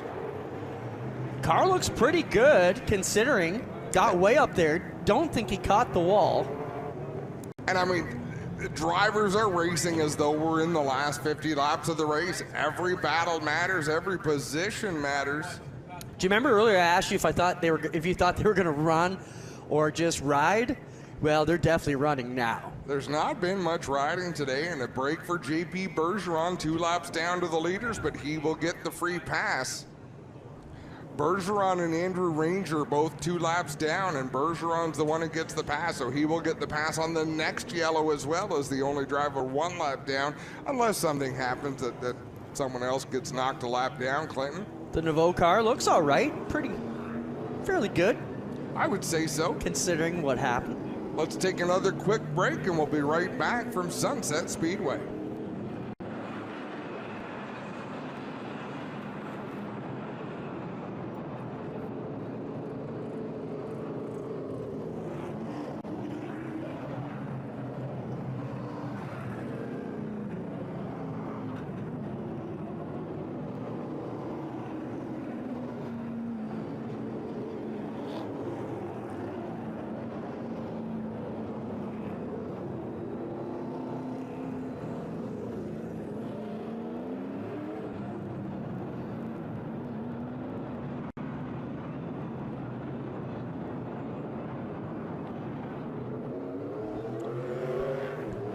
Welcome back to the NTN Ultimate Bearing Experience 250 from Sunset Speedway here.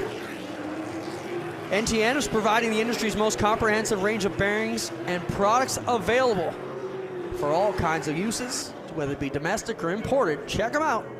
NTN Ultimate Bearing Experience 250. But now, 40 to go. 40 to go. We were going to go back to green, but Thomas Naveau in the 24 has a problem off of turn number 2. That car has come up lame at the exit of the turn, so we'll send a push vehicle out. Almost looked like he was trying to come in that backstretch entrance road, but didn't make it. Does he look like he's pointed that way? It does. Push truck right there.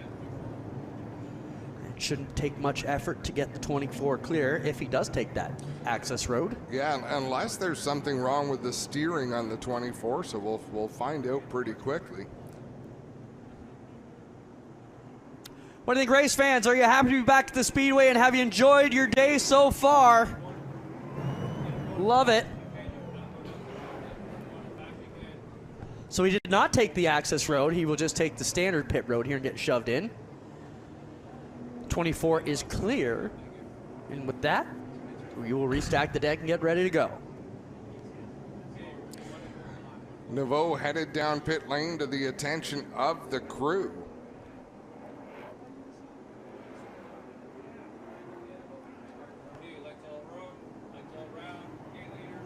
Oh, lights go out on the pace truck and the Wheeling safety lights here around Sunset Speedway. Mike Charest, starter, holding up the one finger, ready to go. Off of turn 4, this is going to bring it back with 36 laps to go. And if you thought you saw some excitement already, get ready, because it is going to ratchet up a few more notches here as we get ready to finish the NTN Ultimate Bearing Experience 250. Adam Ross. Coming to the green, Lapsevich down low, Cameron up high. That's about as good a restart as we've seen anybody on the high side. But Cameron gets a little squirrely through 1 and 2. That opens the door for Alex Gannett, who was on the inside to be able to pull even. Trayton Lapsevich loves seeing the battle. Alex Gannett, whoa, loves that he is cleared. Lacroix, what a save by Kevin Lacroix. Oh my goodness, he almost got turned. And it turns into an opportunity to battle for the 3rd spot. Boys, the dirt race ain't for 3 more months, but they're backing it in there like a wingless sprint car. All kinds of damage on the Cameron 96 back bumper. Lacroix not done yet as Gannett and Lapsevich roll off. Look at them race side by side. Cameron in 3rd, single file. Kevin Lacroix 4th, single file, but then they're doubled up from 5th all the way back to about 12th spot. Brandon Watson, who just got 2 laps back in the number 9, he's in the mix. Look at the cars that have been laps down today. Malcolm Strawn with a problem. Yeah, something sparking heavily out of the left rear of the Strawn 98, or the right rear now. Right front. I think he's got a right front tire going down. With all this traffic now, he can't even get down onto the pit lane. Oh, Watson and Tagliani get together after Watson got into the 92 of Dexter Stacy. Now the nose is all punched in on that Tagliani 18, and he's going to have bigger problems than he ever had so far tonight. I don't think Watson started that with the 18. There was somebody else involved, and Watson just came in. It was after the 92. The fact. The 92 and the 18 got together, I'm pretty sure. Tagliani has no choice but to come down pit road with the nose all kicked in on that NTN 18. So a lot of duct work up under there. And I'm not sure if that was what Tag should have done, is come straight to the pits, because he could go a lap down right now. Like, he needed to catch up to the field, wait till they were at caution speed to where he could come into the pits at a convenient time, because now he is 1 lap down. Wow. And just that time, everybody got a little bit wilder. Yeah, so I think Dexter Stacy got the piece of Tagliani, got him loose. Brandon got the tail end. Truck, can we see that one again?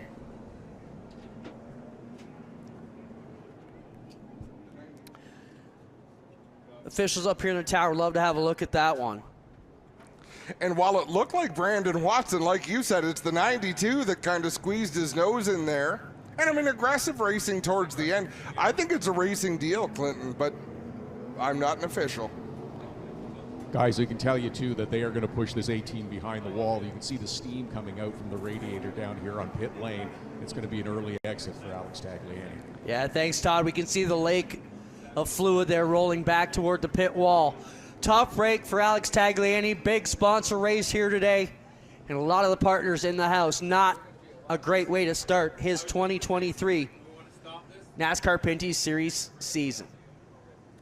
A lot of debris to pick up on the front straightaway. My goodness, look, it looks like a confetti party from turn 4 down towards the start-finish line. We could see a red condition here, possibly, Adam, to get this cleaned up safely, because it is all over the front straightaway. Look at Watson's car. We just were talking about how clean it still was, but not so Viewers at home are getting a look at Alex Tagliani as he exits the 18 car. And frustrating to get 220 laps into a 250-lap race, have a competitive race car. The car was good. It wasn't phenomenal, but it was pretty good. And we are going to see a red flag here in turn number 3. We're getting a report that the 20 of Trayton Lapsevich is getting warned about jumping these restarts. Well, I'm going to ask a quick question and just confirm. The red lines on the inside of the front stretch wall, is that the restart zone?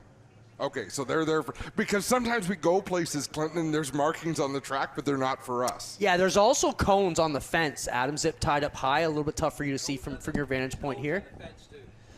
So they have 2 visual markers, cones on the fence and red marks on the inside of the wall. So that's the start box where they can basically fire. And as we've always said at every race, the leader must take the start-finish line first. The leader has all the advantages coming to a restart, but they still have to play within a certain set of rules. And the way NASCAR officiates a restart, Clinton, is there are multiple officials. One watches the front, one watches towards the back of the field, and then one's watching everything that goes on. But they all have very clear jobs and are looking for very clear things on these restarts to keep them even. So we have gone red on the back stretch here so they can do a bit of cleanup work to pick up any debris we've got around the speedway to give us a nice clean finish here. It will be 27 laps to go when we go back to rolling off. What a show it's been. I mean, Trayton Lapsevich has owned this race, but do you not get the feeling, Clinton, after the last couple of restarts, he's vulnerable? Yeah, I was almost going to say a little while ago, if he doesn't win this race, it's almost criminal. But then you see Marc-Antoine Cameron and the push that they were pushing, Alex Gannett having a solid run as well. Yeah. But how many times have we seen drivers be the dominant car or lead until the last go-round? I mean, we saw it here last year with Rafael Lizardo and Marc-Antoine Cameron. They were the class of the field. Lapsevich was at best a third-place car. They wrecked off before, and he ends up the victor. That's why you stay to the end, Clinton. That's what makes racing so much fun. Todd, what's going on down there? Guys, let's get a word from Alex Tagliani, who's just climbed out of that 18 car. We were just talking, you were trying to be patient and have something at the end. Take me through what happened from your seat. Yeah, so it's extremely disappointing for the team, for 22 Racing, all the guys, NTN, Quick, Saint-Hubert, Genetec, a lot of people from NTN here today, and once we got drilled by the 47, we were patient, like you're saying, try to make it all back, and we did. We did without really crashing into anybody, and then the 9 just drilled me going into 3. So you know, I forgive, but I don't forget. I'll see you, Alex. Great work, Todd. Thank you so much. I think Alex is going to look at that replay and realize that while there is a 9 on the car he's upset at, there's also a 2. But the feelings get hurt so quickly in this series because our season is so short, Clinton. There's only 14 races, so it's so tough to have to watch the end of one of these from the pits. Alex Tagliani has a hill to climb the rest of this season, and he's capable of climbing it, but not the way he wants to start. You know, a couple seasons ago when we were breaking up these races through the pandemic into 125-lap races, they were kind of their own little short sprints, and we had talked about, you know, paybacks don't really get to come around. And in a race like this, there's a lot of time that if someone gets you, you're going to get a chance to get them back. Vice versa. It's a long night out here. So Tagliani may be a little bit never happy that you're out, but this may be a good opportunity to be out and not take out the wrong car until you get to see the situation.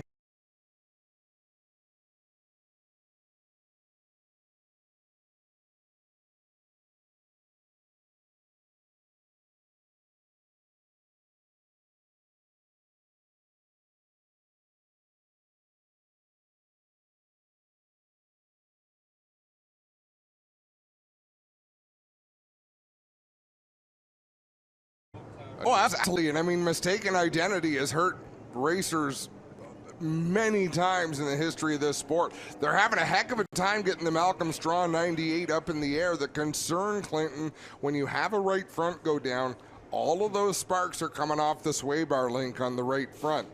quite often you wear the nut off that, the sway bar comes off, and your day can be done. So they're having a good look, trying to get things sorted out, but he has gone laps down now to the field. Andrew Ranger pulling in that 27, where they're going to give some bare bond love to that GM Paillet machine.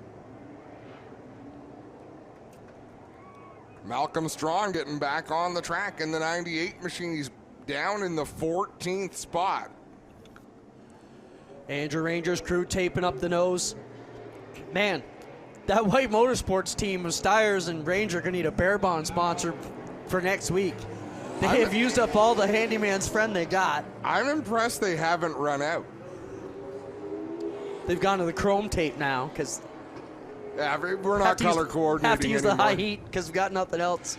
22 laps to go when they take this restart. Trayton Lapsevich has been warned. They're watching his restarts in the number 20. Alex Gannett alongside in the 3. Here we go. Gannett looked like he was going to take a run at the restart box. Backed out of it. That looked a bit cleaner that time. Now Lapsevich will nose up in front of the 3 and the 96. One more time off to turn 3. 96 pushing on the bumper. Cameron drove it deep down into turn 3. Gannett, though, just as deep. They continue to race side by side. Trayton Lapsevich has to be looking in the mirror thinking, man, this is too close for comfort. Cameron clears the 3 of Alice Gannett. Well, we heard Todd Lewis tell us that they feel, Robin McCluskey feels this 96 car is every bit as tough as the 20 is tonight, waiting for a longer run, and this is going to get much longer than this. 20 to go. It's time.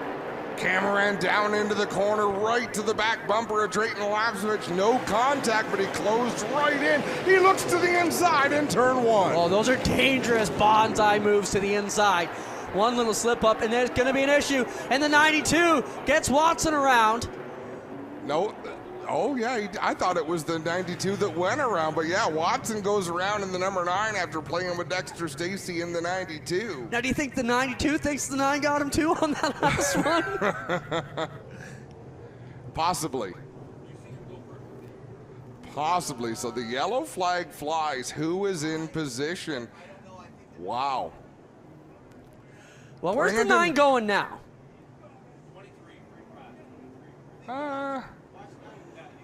Gonna go up and say hi to the 92 Dexter Stacy?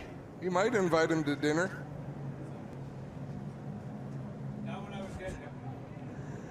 Well, here we go. Look at that. Now he's creeping. Now he's stalking his prey. No, it's savvy move. He's just pulling up to where he belongs behind the lead lap cars. He was mistaken by 1. Bergeron's on the lead lap. But how about Brandon McFarland in the 23 getting the free pass? He is 2 laps down. So Andrew Ranger, all the pit stops they've had to make, Andrew Ranger could be back on the lead lap by now, but problems he's had out there have put him in a wrong position, and Brandon McFarland going to get the free pass. And I don't know that that's the last yellow flag we're going to see tonight, so McFarland could find himself back on the lead lap. I know it's opening night, but am I allowed another announcer cursed? Oh, yeah, do it. I was going to send a shout out to Josh Collins and Brandon McFarland. They came to this deal knowing they were swimming upstream. If they can put it back in the box the way they are right now, it'll be a good, solid day for those gentlemen from the farthest east in this country. Yeah, you shouldn't have said that. I know. But you said I could. So I'm blaming it on you. Yeah, fair enough. Good to be back in the booth with you, though, Adam. We'll be here for almost all of the events. You will be. I'll be at most of them. Yeah. Oh, it's a blast. We've had so much fun. Look at this. Alice Gannett pushing Trayton Lapsevich down into turn number 3. Cameron hanging back just a little bit, back under green, 15 laps to go. Now Cameron was almost as fast as Lapsevich. Can he make the outside work or avoid that right front corner of the 3 of Gannett as they tighten it up into turn 3? Everybody all over the leader's back bumper. Trayton Lapsevich out in front. They're double stacked, 2 wide behind him, 3, 4 rows deep, and they're not losing an awful lot of ground. Gannett battling with Cameron side by side, and Trayton Lapsevich is just not pulling away from the battle for second and third. Well, now he gets about a 2-car length lead, and that'll be a little bit of insurance As this one wraps down closer to 10, we got 12 on the board right now to go. Lapsevich out in front, Gannett runs second. Look at Kevin Lacroix working the outside in that fourth position. He has cleared Donald Teach. So can Kevin Lacroix close in that outside lane, an unorthodox line by the driver from St. Eustache, but I never count him out. Been hanging around the top 5 most of the day here. 10 laps to go, 240 out of 250 in the NTN Ultimate Bearing Experience. 10 laps to go. Wow, Josh Collins just got all sorts of sideways there in 1 and 2, and now Marc-Antoine Cameron putting the pressure on Gannett. Little bumper play going between 3 and 4, and oh. There it is. No, that could have been awful. That could have taken the front end of the 56 car off. Instead, he just kissed the inside wall. 92 stopped here on the end of the front straightaway, gets rolling. Dexter Stacy pulls that recap recovery drink machine. Dexter's been in the vicinity of a number of these issues recently. Let's talk about his bad crash not too long ago, Adam, in the NASCAR Xfinity Series. Yeah, he creamed the wall at Talladega, and I talked to him about it, and he said, he said, I suffered a hit back in 2013 that was even worse. But he said he thinks it's because of the soft walls. He said if they did have soft walls, this would have been a bad one. Glad we've got him here with us, competing hard tonight. I don't think Dexter can get the free pass if he came to a complete stop on the front stretch. Might make him an involved car. He could have been trapped, so we'll see how this sorts out. Right now, looks like Brandon McFarland is disputing that he should be the lead lap. Well, if Brandon McFarland's up there, he was probably told to be there. So. Dexter's just gonna be there. Yeah, they're having Dexter drop back behind the 9 machine, which would be the first car 1 lap down. Brandon McFarland in that 23, just by being out there, just by turning the laps, taking as much as that car would give him, McFarland going to be back on the lead lap. Debris in turn number 2. Big piece of bodywork right on the bottom in the main lane there in turn number 2. So they will get that picked up. I don't think this yellow is going to put us into overtime, Clinton, but it's going to be close. All the work done on these race cars, all the pretty that was put into them. Who's clean? Malcolm Strawn has a good-looking car in that 98. Stackley looks pretty good, but he didn't run the whole race. Missed a few. Not too many out there spotless, the 20 so far. I'll tell you, Donald, you know what? We got to stop this. Because as soon as I said that, I'm like, oh, man. They're all about to get crunched, but it's been impressive. Kevin Lacroix, the 74, Donald Teach in the 80, LP Dumoulin, the 47, DJ Kenny, the 17. Those cars are mostly clean, Clinton. Like, they've done a good job out there. They've raced hard, but they haven't put any of their pieces at risk. That all goes out the window because there's 3 laps to go as we take the green. This announcer curse brought to you by Adam Ross. Here we go off of turn 4. Who's it going to be, the 20 or the 3? Less than 10 to go. Less than 5 to go. And wow. They're bumping into 1. Cameron is all over the back end of the 20. Look at Donald Teach to the inside. 3 wide, they battled for second. Oh, Drayton Lapsevich has got to get the elbows up. Gannett on the outside takes the lead away, and the 3's the new leader. Look at the back bumper punched in on the 20. He takes it down through the grass. Now it's Lapsevich and Kevin Lacroix side by side with Alice Kinnett out in front. The white flag will be out this time. One more lap to go for Alice Kinnett. Lapsevich is still there with Lacroix. You know he's going to put the bumper. He's putting it. Here they come down the back straightaway. Take us home, Adam. One more time through 3 and 4. Here goes Lapsevich, bonsai to the bottom. Holy moly, Drayton Lapsevich to the win. What a win. Alice Kinnett second, Kevin Lacroix third. Holy moly, what a race. Drayton Lapsevich would not be denied, and if you're Alice Kinnett, you can't be upset with that. I mean, how about that Sunset Speedway won a year? Homegrown talent smokes him at the finish. Let's hear it for Drayton Lapsevich. Great story, Adam. The kid grew up here as a 10, 11, 12-year-old running mini stocks and has graduated to the top division here in the country and shows week in and week out why he is going to be a superstar in this division. You know, Drayton Lapsevich, as we look at the replay, what great car control. Alex Kinnett was like, what just happened there? What great car control by Drayton Lapsevich, Alex Kinnett, Kevin Lacroix. All of these drivers were sideways. They did everything Clinton Jeffrey except lift off the throttle. As Drayton Lapsevich. This is why the Pinty series is what it is. How often do you see them go 3 wide or 3 cars that can possibly win it without wrecking, and he makes the pass out of 4 and gets it done? That's as good as short track racing gets. And all 4 of those drivers should be happy because in any other race, they'd end up going home in a box here today.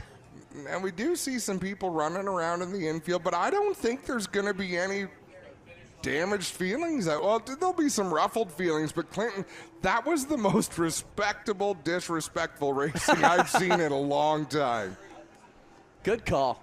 Well, fans, did you like the finish of that? Make some noise for these guys. That was amazing. What a great crowd we've got here today. And here he comes around into victory lane. The car still looks pretty good, Adam. Yeah, this side does. Yeah. Smart kid. He's marking it this way in victory lane. The other side of the race car is a little bit damaged, but Drayton Lapsevich going to pull down there in the 20 machine. Todd Lewis. Football is all about smart moves, quick reads, and being one step ahead.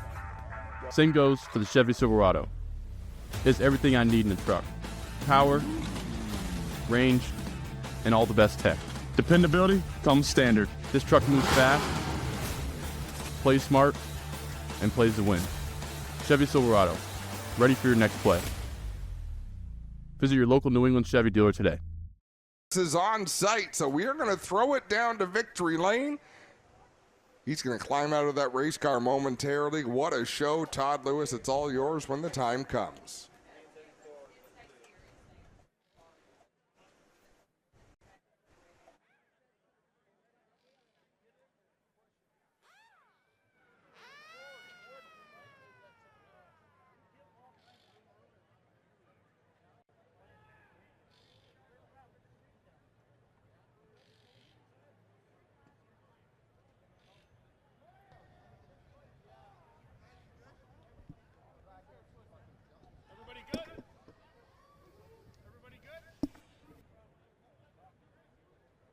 Drayton Lapsevich has got the cap on and that unmistakable smile as he climbs out.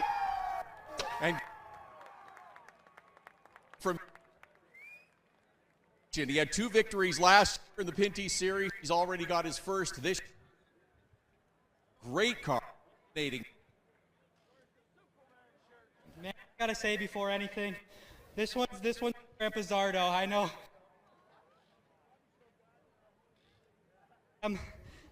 Wow, can't thank this 22 racing team enough.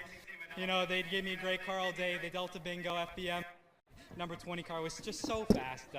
I wasn't losing that one. So. Drayton Lapsevich is your winner here at Sunset Speedway. Stay with them, Diener. What a show we just witnessed, Clinton Jeffrey. That was, if you didn't enjoy that, buy a boat. Good call. What an amazing race. It's been great calling it again here, and we'll be with you throughout the season. This is the excitement you get here at Sunset. Come back next week for the APC series. If you're a fan of the Pinty series, head on over to CTMP. Heck, do both. One's on Saturday, one's on Sunday. But it has been a whale of a show on behalf of Todd Lewis, Trackside, Clinton Jeffrey, myself, Adam Ross. Thanks for joining us, and we look forward to seeing you next time.